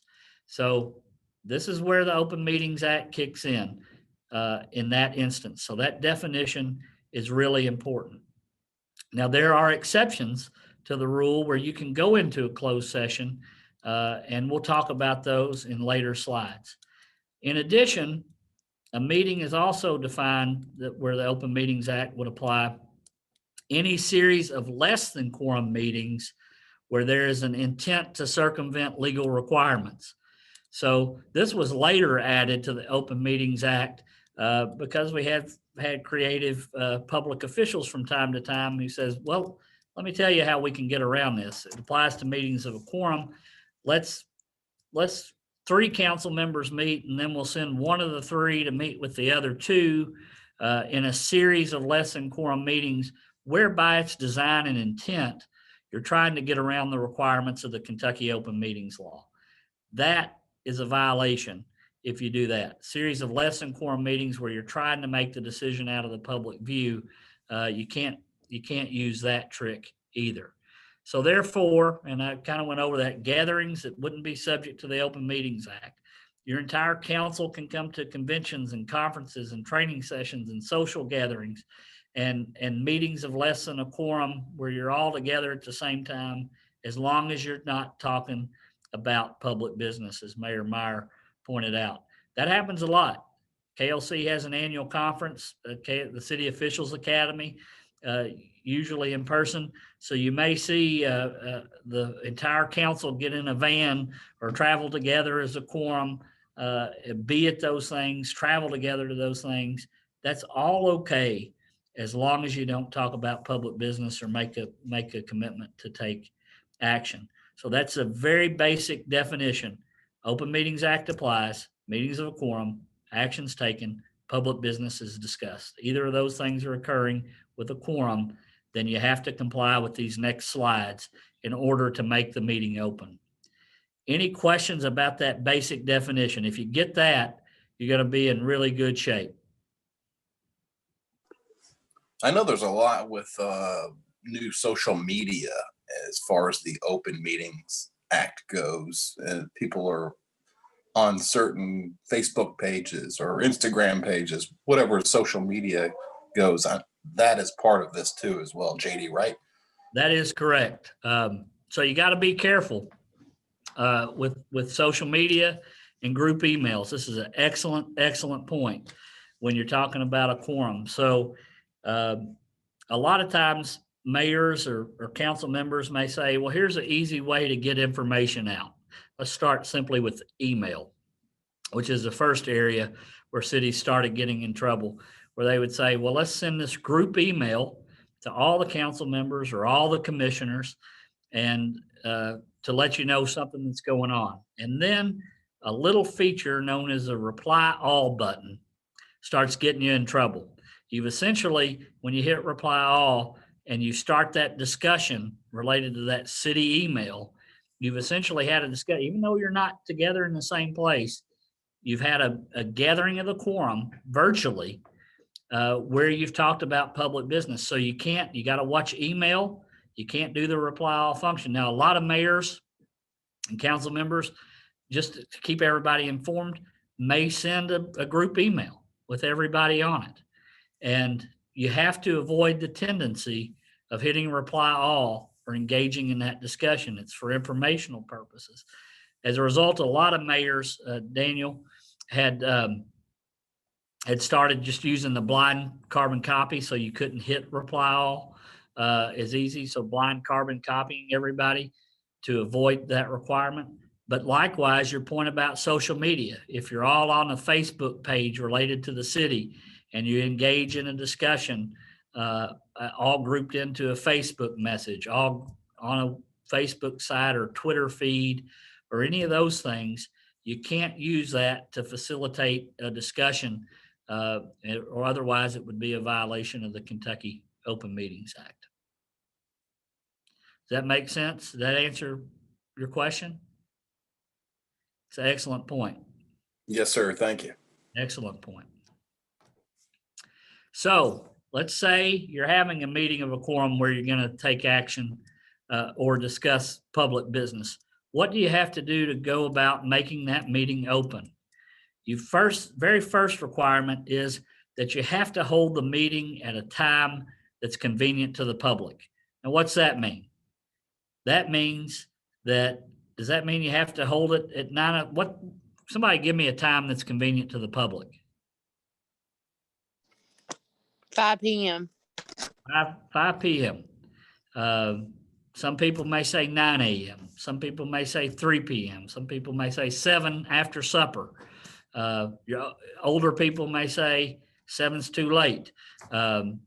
It does not say at the most convenient time. It's an impossibility for you all to be able to determine what the most convenient time, but it simply requires it is a time convenient to the public. Now, over the course of the history of the open meetings law, we've had a number of opinions that address this, and it's basically boiled down to the requirement that you can't really meet between midnight and 4 a.m. or 5 a.m. If you're trying to set the time, if we go back and look at the purpose of the open meetings law, if you're saying, well, let's set that at 11:30 p.m., most of the old people are going to be in bed at that time, and we can get this through. If you're trying to search for a time to set your meeting that would minimize public participation, you're really doing harm to the spirit of the open meetings law. But the Attorney General, in some cases, has approved the 9 a.m. meetings, the 8:30 a.m. meetings, the 10 o'clock p.m. meetings, depending on what's going on. But if you set it at a time that's designed to minimize public participation, even if you're not in technical violation, you're probably violating the spirit of the law. Now, if you set it at 2 a.m. and you don't have some emergency situation that's necessitating you get together at 2 a.m., it is going to be a violation of the open meetings law. Flat out, very easy to tell you between midnight, unless there's some circumstance, emergent circumstance that necessitates that, it's going to end up being a violation. So it doesn't require the most convenient times. That would require a constant polling of your members. You're going to have to determine times to conduct the meeting where you can get a quorum together, obviously, of the legislative body in order to be able to conduct business. So it's a meeting of a quorum where you're taking action or discussing public business. You got to hold it at a convenient time. Second bullet point is you have to hold it at a convenient place, at places that are convenient to the public. And this has two different meanings. I'll take the second one first. Convenient in terms of geographic location. The general rule is that you have to meet within the boundaries of your city, unless it's necessary to do otherwise. So general rule is at a convenient place, you have to be within the boundaries of your city, unless it's necessary to do otherwise. You can think of circumstances that may necessitate that, such as, say you have a controversial planning and zoning issue, and you're going to have 1,000 people show up, and your city council chamber only seats 50. You have an obligation then, perhaps, in order to maximize that public observance of the meeting. You've got a mile outside the city limits, a high school gymnasium or elementary school cafeteria or auditorium that would accommodate the public in that kind of way. Then it would be necessary to move outside of your city limits. Tornadoes, other natural disaster may necessitate you going outside of your corporate limits in order to have that meeting. But the general rule is inside of your city. In Kentucky, unless you're up in the Audubon Park and the Jefferson County cities up there, you really can't be in two cities at one time. You know, Richmond and Berea's boundaries don't overlap, neither do Radcliffe and Elizabethtown or Arlington or Madisonville's. You can't be in two cities at one time. So sometimes you may have joint legislative body meetings where the councils from two cities or three cities come together along with the fiscal court. You've got to pick a place that necessitates perhaps taking that meeting of the quorum outside of your city boundary. Places that are convenient to the public also means that you have to provide accommodating facilities. That example that I gave you about going outside of the geographic boundary is a good example. You've had your city hall destroyed by a tornado. You've had a fire. You have that controversial issue where 1,000 members need to observe the meeting, and you know you can't accommodate them all. That may necessitate you finding a different venue either in your city or, if there's not one available, outside of your city. And it also means that the public's right and what the Open Meetings Act vests is the right to see and hear, to see your faces in case you roll your eyes or make mean faces when you're voting on something or whispering to the person sitting next to you. The public has a right to see and hear. So if you get in a situation where somebody is in the back saying they can't hear, you have to accommodate that in order for them to be able to hear what's going on or see. You don't have an obligation to remedy that unless you're notified of it. So the jerk that sits in the back, I always say each city has at least a quota for one jerk. Sometimes they get elected to the city council too, but that sits in the back and doesn't say anything about not being able to hear. And this has happened a few times where they'll go to the attorney general and say, we couldn't hear anything, but they never notified the presiding officer of the council. You don't have to be mind readers or clairvoyant in order to know. If somebody has to identify they can't see or hear in order to meet that requirement, you need to adjust facilities. That may happen in a lot of different ways. And Zoom is going to change the whole nature of this, along with closed circuit TV and the video conferencing capabilities. But you could keep your council seated where you're meeting and move a group off site with closed circuit TV, or provide another facility where the people would be able to see and hear. Doesn't require that you provide them plush seats or other drinks or accommodations, refreshments and things like that, but it has to be able to facilitate that requirement to see and hear. So meetings of a quorum where actions taken, times that are convenient to the public, places that are convenient to the public. You also, if it's a meeting of a quorum, have to take minutes. Minutes have to be recorded of every action taken, and the vote of every member has to be recorded into the minutes. That's the minimum requirement. This is where your city clerks come in handy.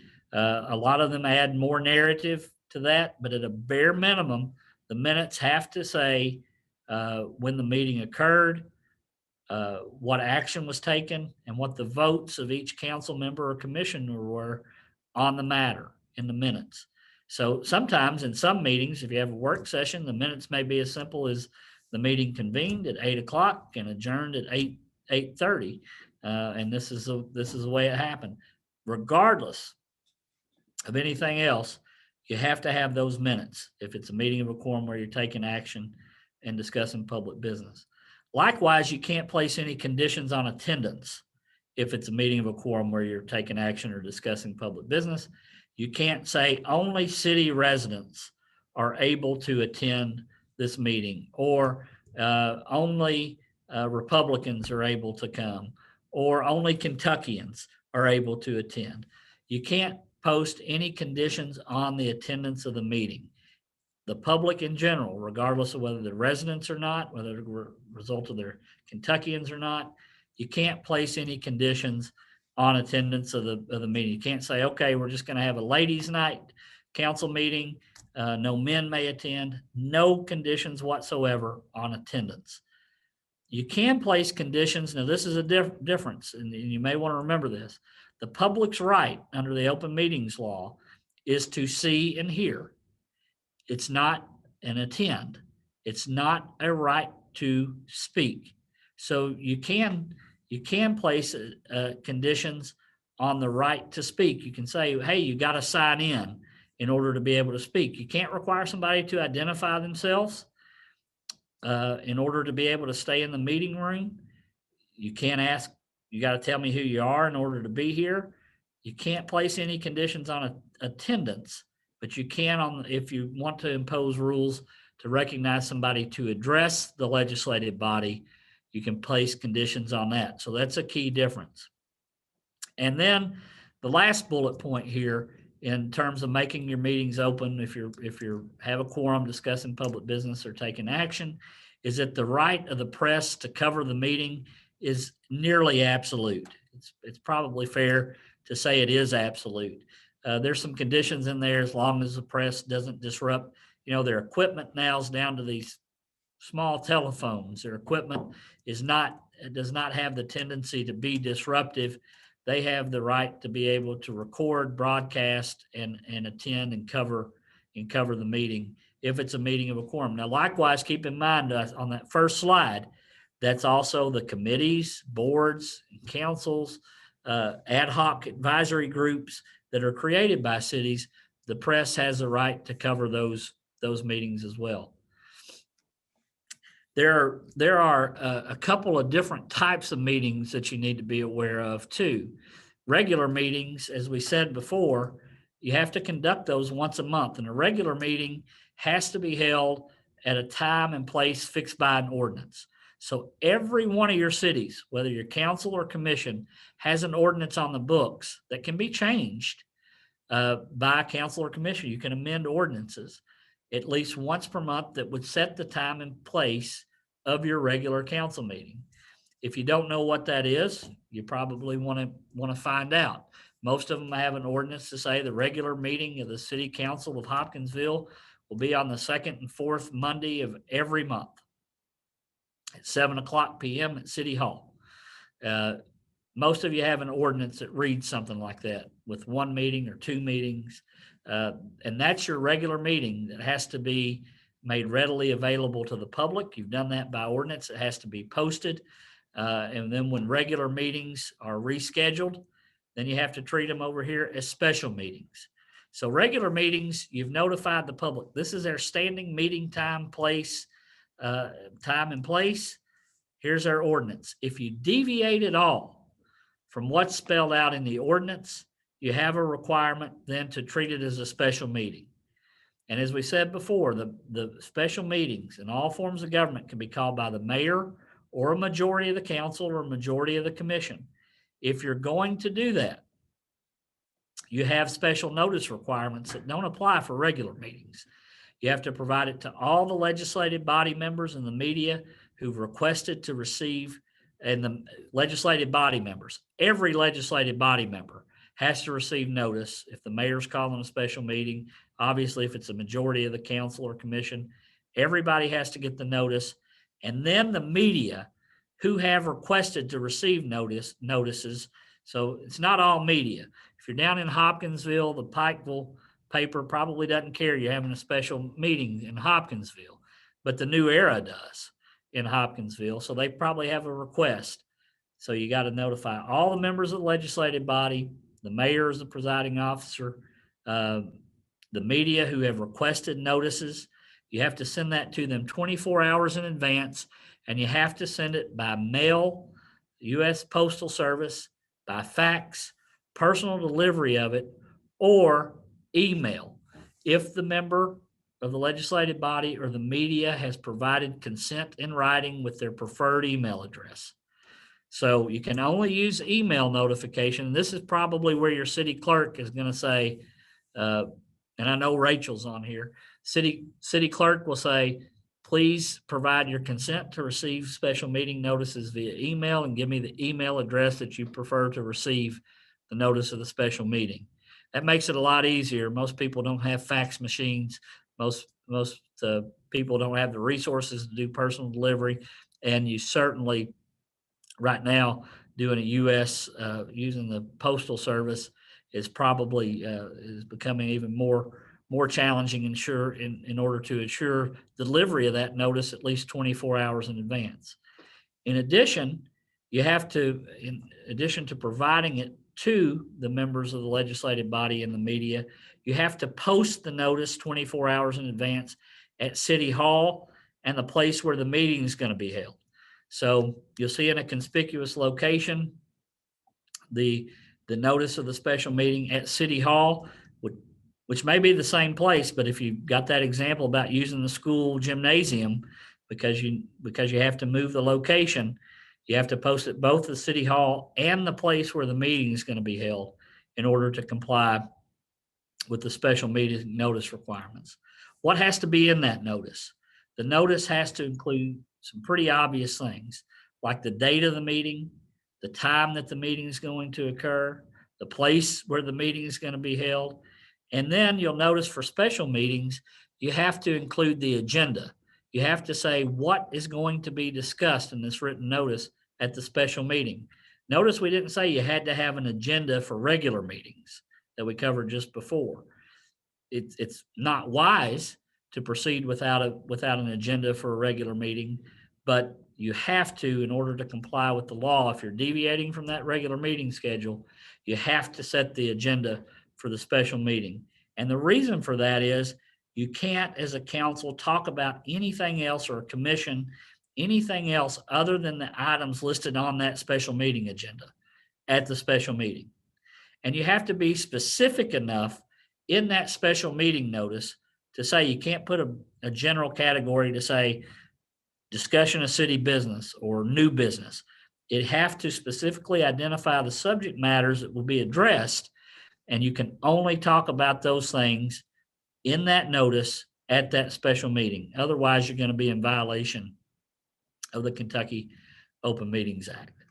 Now, these are the four most common exceptions. So we've said anytime you have a quorum together where you're talking about public business or taking action, you have to make them convenient time, convenient place, take the minutes, let the media record, and not place any conditions on attendance. There are times where you can go into a closed or executive session if you're addressing or need to discuss certain topic matters. And the four most common that I'll cover here tonight, if you're talking about buying or selling real property, you can go into a closed session to discuss that. Why? What if you end up in open session saying, well, we got this property up at auction on Oak Street. We'll bid $100,000 for it. What do you think the city's going to pay for the property? $100,000, right? If you've announced that in public, or we authorize the mayor to offer up to $150,000 for that property. What's the mayor going to have to purchase it for if you've said it in open meeting? $150,000. So these are not designed to protect the council or the commission. They're designed to protect the taxpayer and taxpayer resources. So open discussions would obviously affect the value with which you could dispose of or acquire real property. Also, the second bullet point, if you're talking about proposed or pending litigation, you need to go into closed session. Open discussions with your attorney violates or opens up the attorney-client privilege. If you're going to offer a settlement on a lawsuit and you say, well, we'll offer up to $100,000 to settle this lawsuit, what are you going to get the settlement for? $100,000.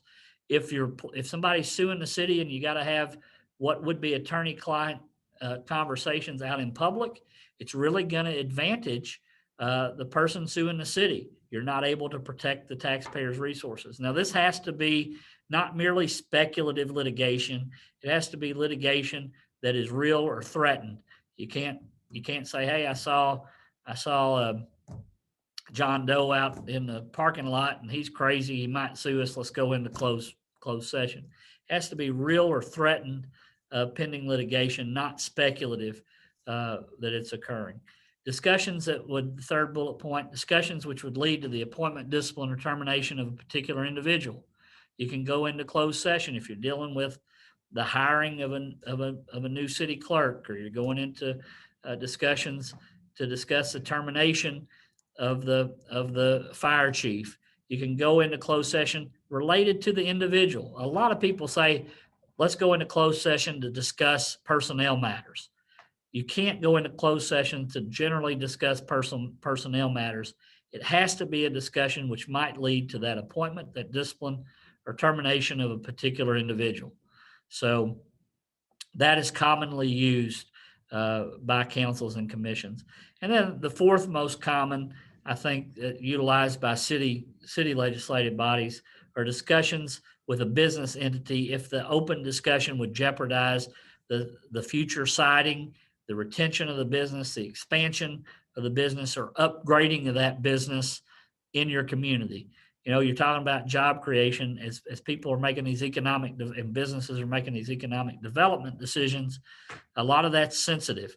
And so if an open discussion would jeopardize that economic development opportunity in that discussion with that business, you can go into closed session. Now, you have to follow a procedure to go into closed session. You can't just put yourself into closed session.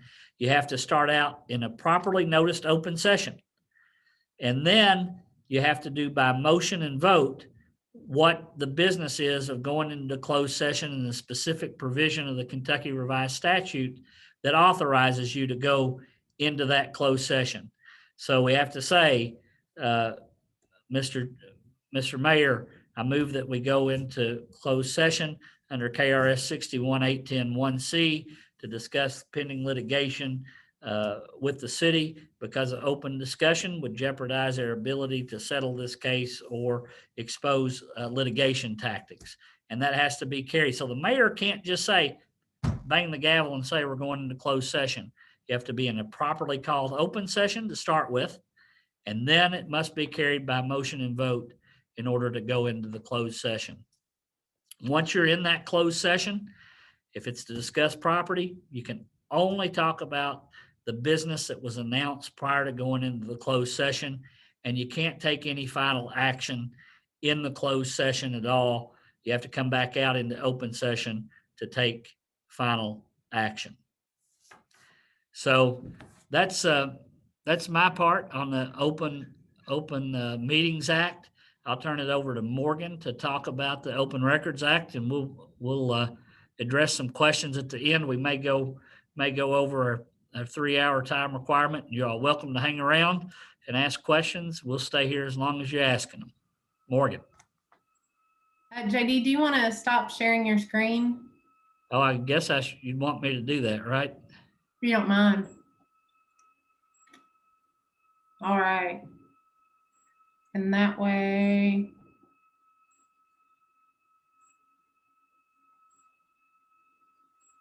Okay, y'all. So I know we've already gone over our 2 hours and our 2.5 hours, but just bear with me because we're gonna go through this pretty well. We'll see how quickly we can get through it. Okay. Well, my screen vanished. Sorry. There you go.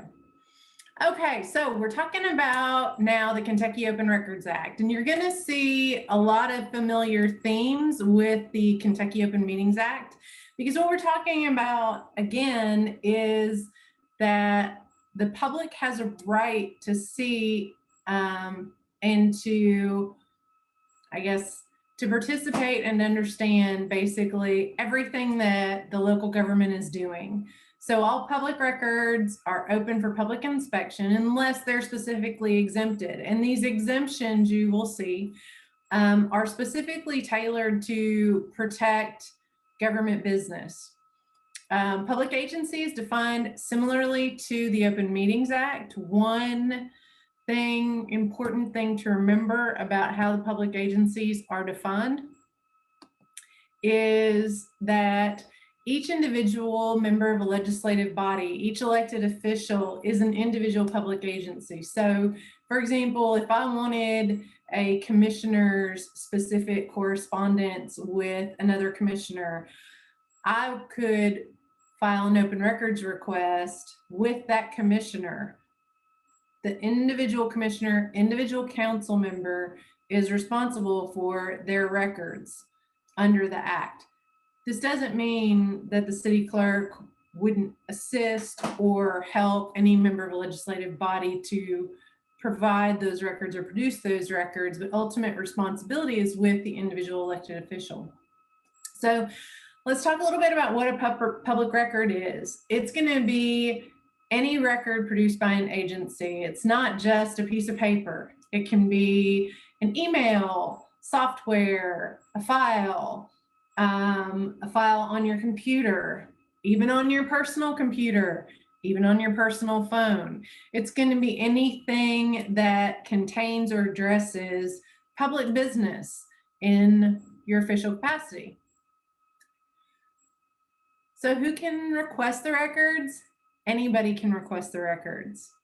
It doesn't matter if they're just causing trouble. It doesn't matter if they're, you know, the town or the city gadfly who just assumes that every public official is stealing money and they run around and accuse people of everything, trying to dig stuff up. Doesn't matter if they're in litigation against the city. Anybody can request the public records, including council members. As JD discussed in his presentation, the council members are only seated as council members. They only have the power of one vote. When you are not seated as a council member, your access to public records are just like everybody else, okay? When you're acting as a body, the legislative body can request as a whole other documents in their capacity as a council member. But as an individual member, you have the same rights and access to public records as any citizen. So the Open Records Act contains procedural requirements. One of the most important is identifying who the custodian of city records is, and that is the city clerk. The city clerk is the official custodian of all city records. What we will find in a lot of instances is individual police departments will have a police clerk who manages the police records. The city clerk is still ultimately responsible by statute. Now, in a lot of instances, what we have recommended is that mayors can, by executive order, delegate some of that responsibility to the police clerk, but ultimately the city clerk is still going to be responsible. And state law and city regulations govern the request, the response, and the appeal process. So each city is required by state statute to have their own policy in place. There are exceptions, as we alluded to earlier, to the production and to open records. Certain personal information. For example, my date of birth, my social security number. When I was with state government, I did have somebody request my personnel file. When they produced what public records were available, they had to redact a lot of information. My social security number, my date of birth, my mother's maiden name, a few things that might be and are considered personal.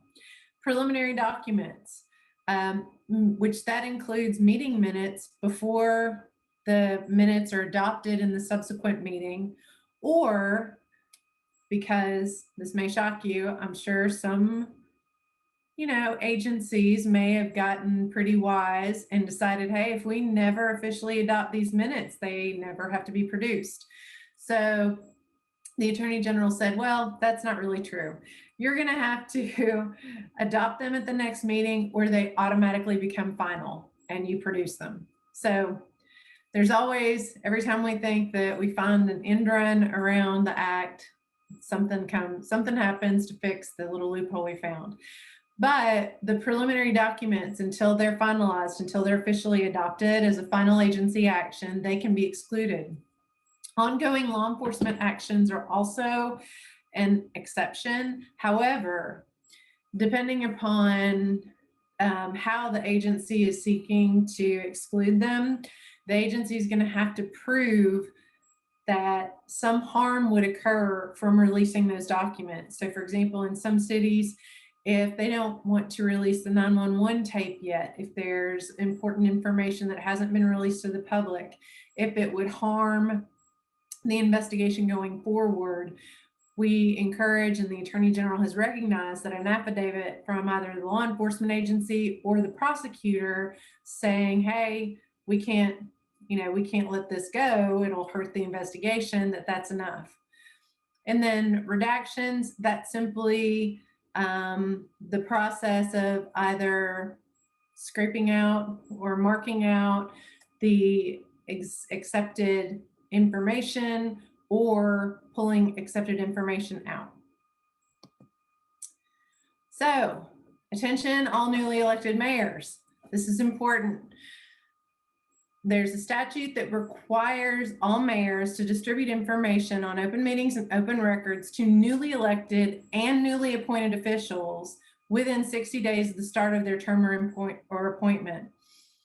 This is required regardless of the time, date, and year, wherever we are. So if your police chief retires in May and you and the legislative body appoint a new police chief in September, or, in April, in June, then you have 60 days from the date of that police chief's appointment to provide them with all the information on open meetings and open records.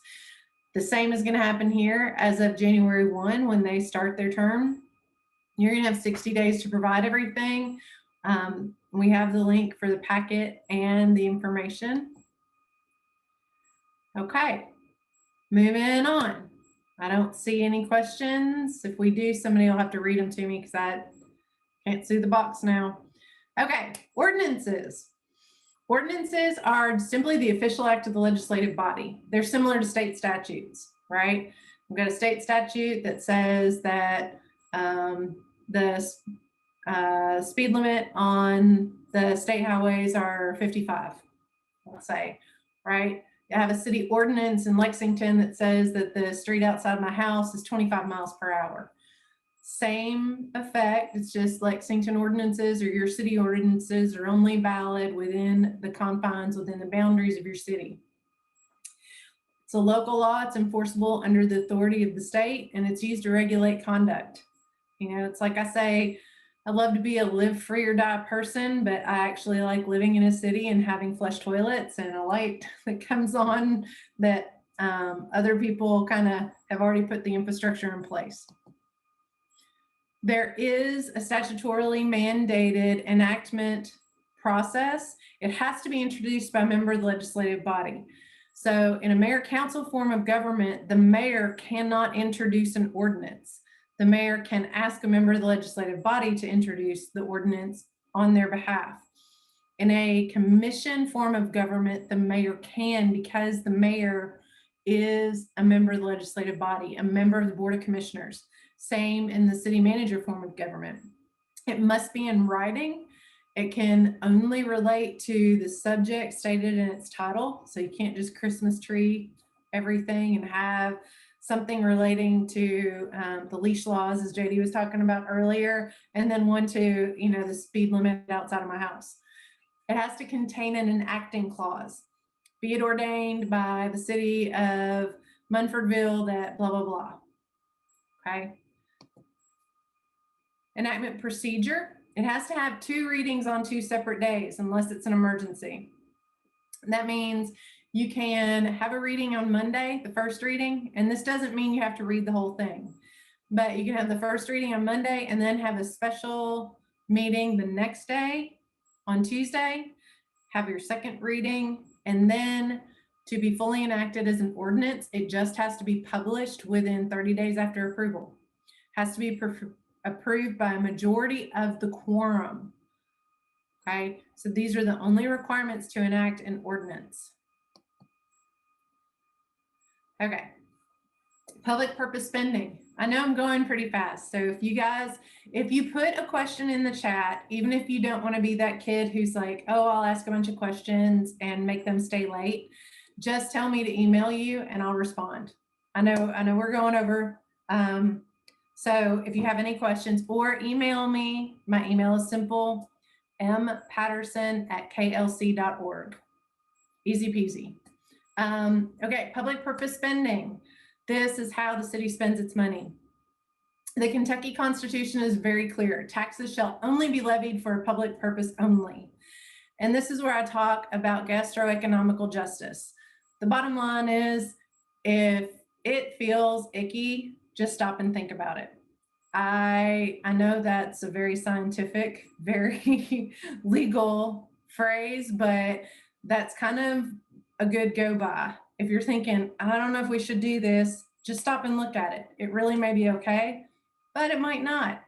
Expenditures have to be for the good of the community rather than solely to benefit a single individual. So the issue is to examine the intent. Is the intent for private persons or groups to primarily benefit, or are they simply incidentally benefited, but the public at large is the target? Economic development is a great example. You may be selling a piece of property at below market value, but you may be doing that to attract a business that's going to provide 500 jobs for your region. That is primarily a public benefit. So pop quiz, which law applies to your city? We're talking about spending cities' money. Cities are either general bid or local government model procurement code. I am willing to bet that there is not a city on here. I kind of looked at the list. There's hardly a city on here that is likely to be a local government model procurement code city. Most all of y'all are going to be general bid. However, if you don't know, check. The local government model procurement code has to be adopted by ordinance. So just check your city's ordinances and it will tell you which statute you go under. General procurement for all cities. You have to advertise and solicit bids for any purchases in excess of $30,000. Both laws, the general bid and model procurement code, they have exceptions for professional services and emergency situations. Professional services are things like insurance, banking services, and some like engineering services, architectural services. And emergency situations, we're really talking about, hey, there was a lightning strike, our water pump went down, and we're not going to have water to 100 people in our city or even 5 people in our city. It has to be replaced right now. You can have your emergency meeting.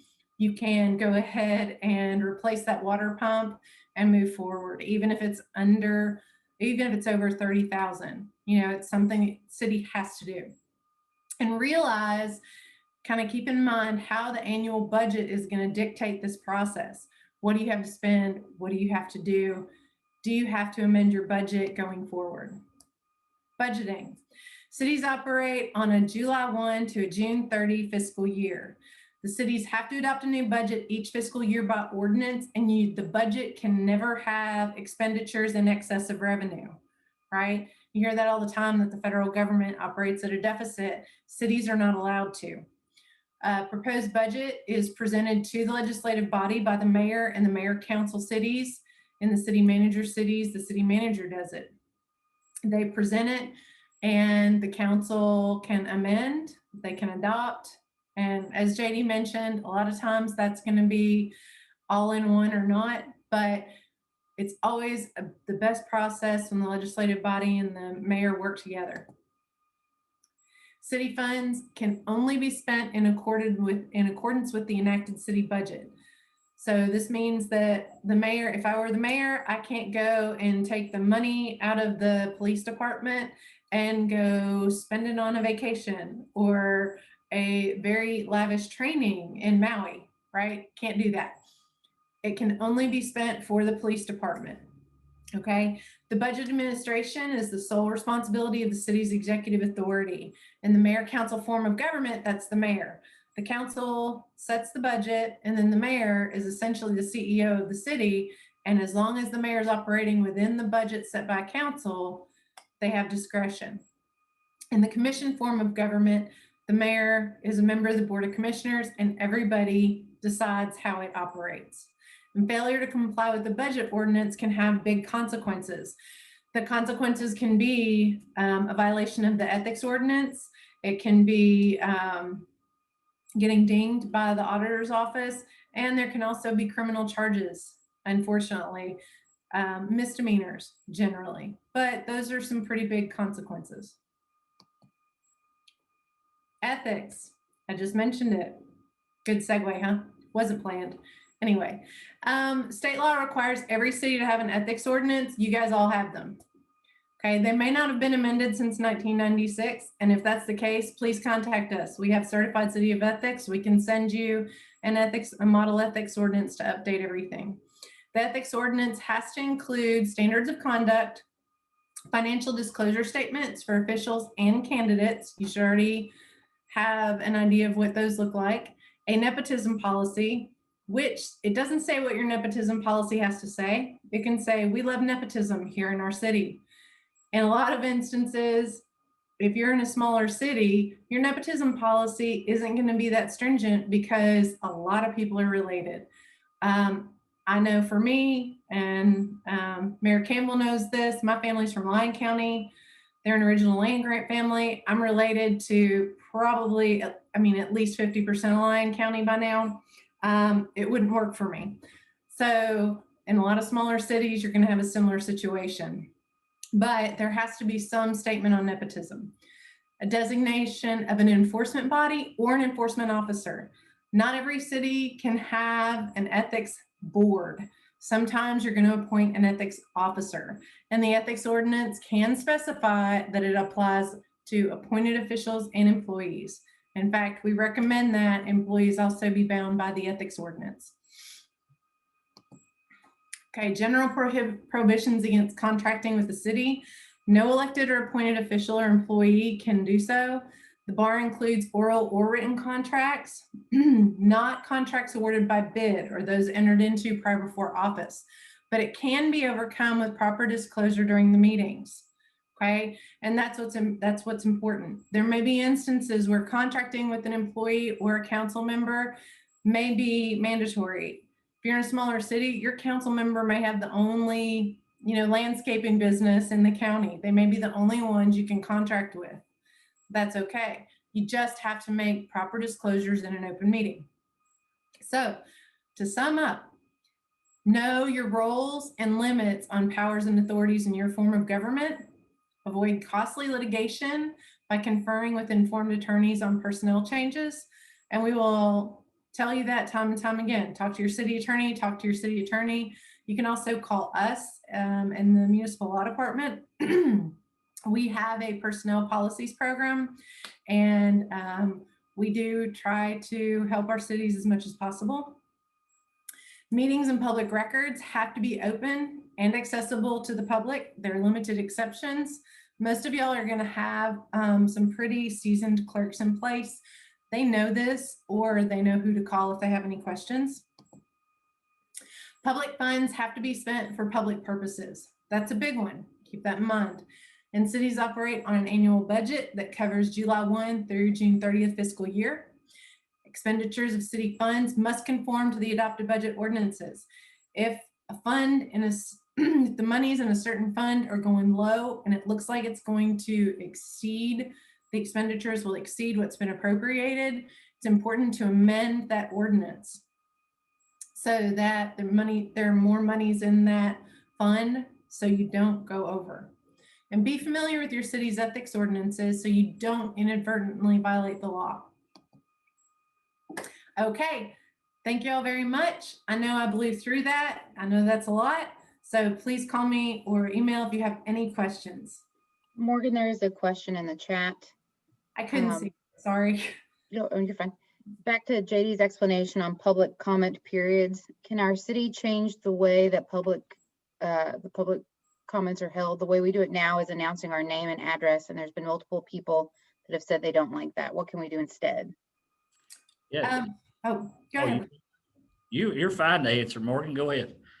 The legislative body really sets the policy on how meetings are conducted. So if the legislative body as a whole wants to change how that operates, they can do so by kind of a majority vote. One thing that may happen is that right now, with a lot of cities having Zoom meetings, they may be asking for that particular information so that they can avoid having people participate who are spamming or trying to cause trouble. That's just a guess on my part, but the legislative body can decide how the meeting proceeds and they determine the rules of the meeting itself. Complete and total authority. They don't even have to identify themselves. As I said, you can place any condition you want to in order to address, just no conditions on attendance, but in order to address the body. And Morgan brought up a good point I did not belabor.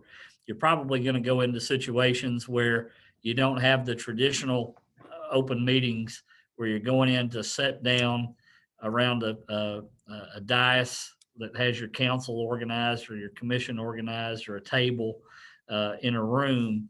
It looks like the bulk of our cities right now are conducting their meetings via this application that you're on right now, Zoom or WebEx or Microsoft Teams or GoToMeetings, all kinds of different applications out there where meetings are being conducted that way. And we do have a temporary law right now that lasts through the duration of the emergency that permits you to conduct a video conferencing. There's a provision in the law, even without the emergency, that allows video conferencing as long as you provide a host site for people to attend. We suspended that because that brings a mass of people together in the legislation we got at the end of last session. So you all can conduct your meetings via video teleconference without providing a single site for people to gather or attend in person. Again, keeping in mind the basic requirement of the public right of the open meetings law, which is the right to see and hear. So we've had some open meetings complaint where people turn off their cameras. Can't do that. You got to be able to be both seen and heard.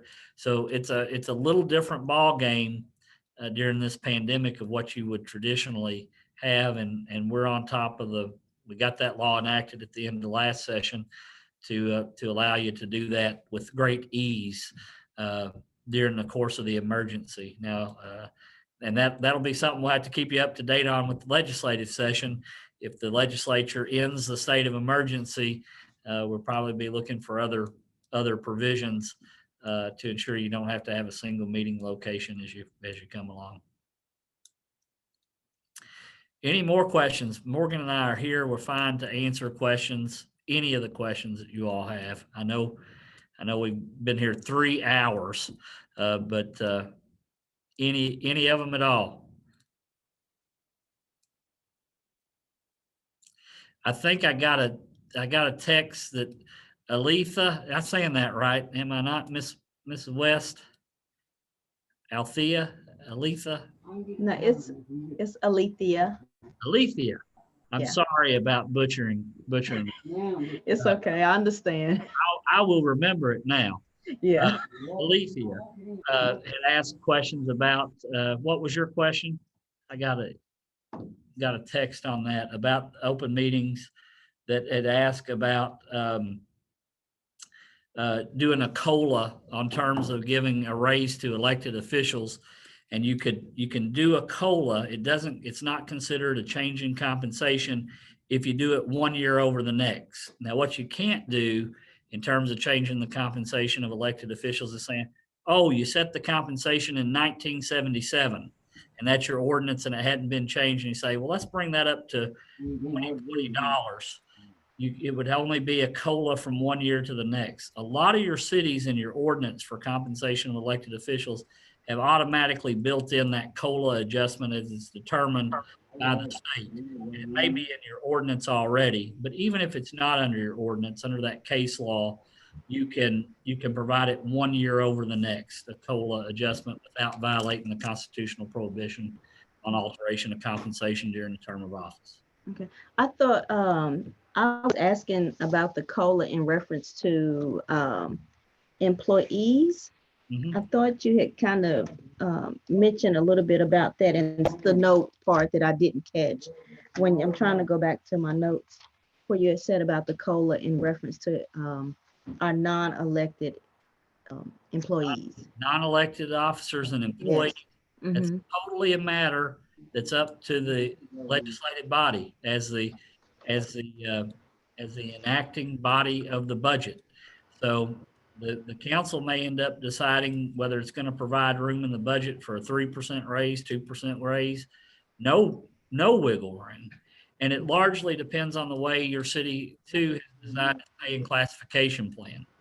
So you would have to budget the money, and two, any raises that employees receive would be governed by the mayor in accordance with the pay and classification plan. But whether you're going to provide funding for that ultimately is up to the council. Okay. All right, thank you. You're welcome. Any other questions? Well, you all have hung in there. This is a long Zoom meeting. Please call us at any time you have any questions. Hopefully, you just kind of skimmed the surface today, by the way. Morgan blew through some complicated stuff. And believe it or not, even though I talked a long time, I blew through some exceptions to the exceptions as well. And so we have that academy to take a little longer, a little more detail with all of these subjects, plus getting into planning and zonings and annexations and how to do alcohol beverage control regulations. There are just a number of issues that you're going to face once you move into these seats as city officials. It's a tremendous responsibility and honor that you've been entrusted with. And again, we want to help you succeed in these new roles. So call upon us if you have any questions. You've given us your email address. You'll start getting legislative updates from us, information about grants, other things of that nature starting January 1. So you'll stay informed about what's going on at the state level and opportunities for you all, training sessions as well, where you can continue to learn and engage with your peers in this organization. So again, thank you all for letting us serve you. Any questions at all, don't hesitate to call on us. Y'all all have a great night.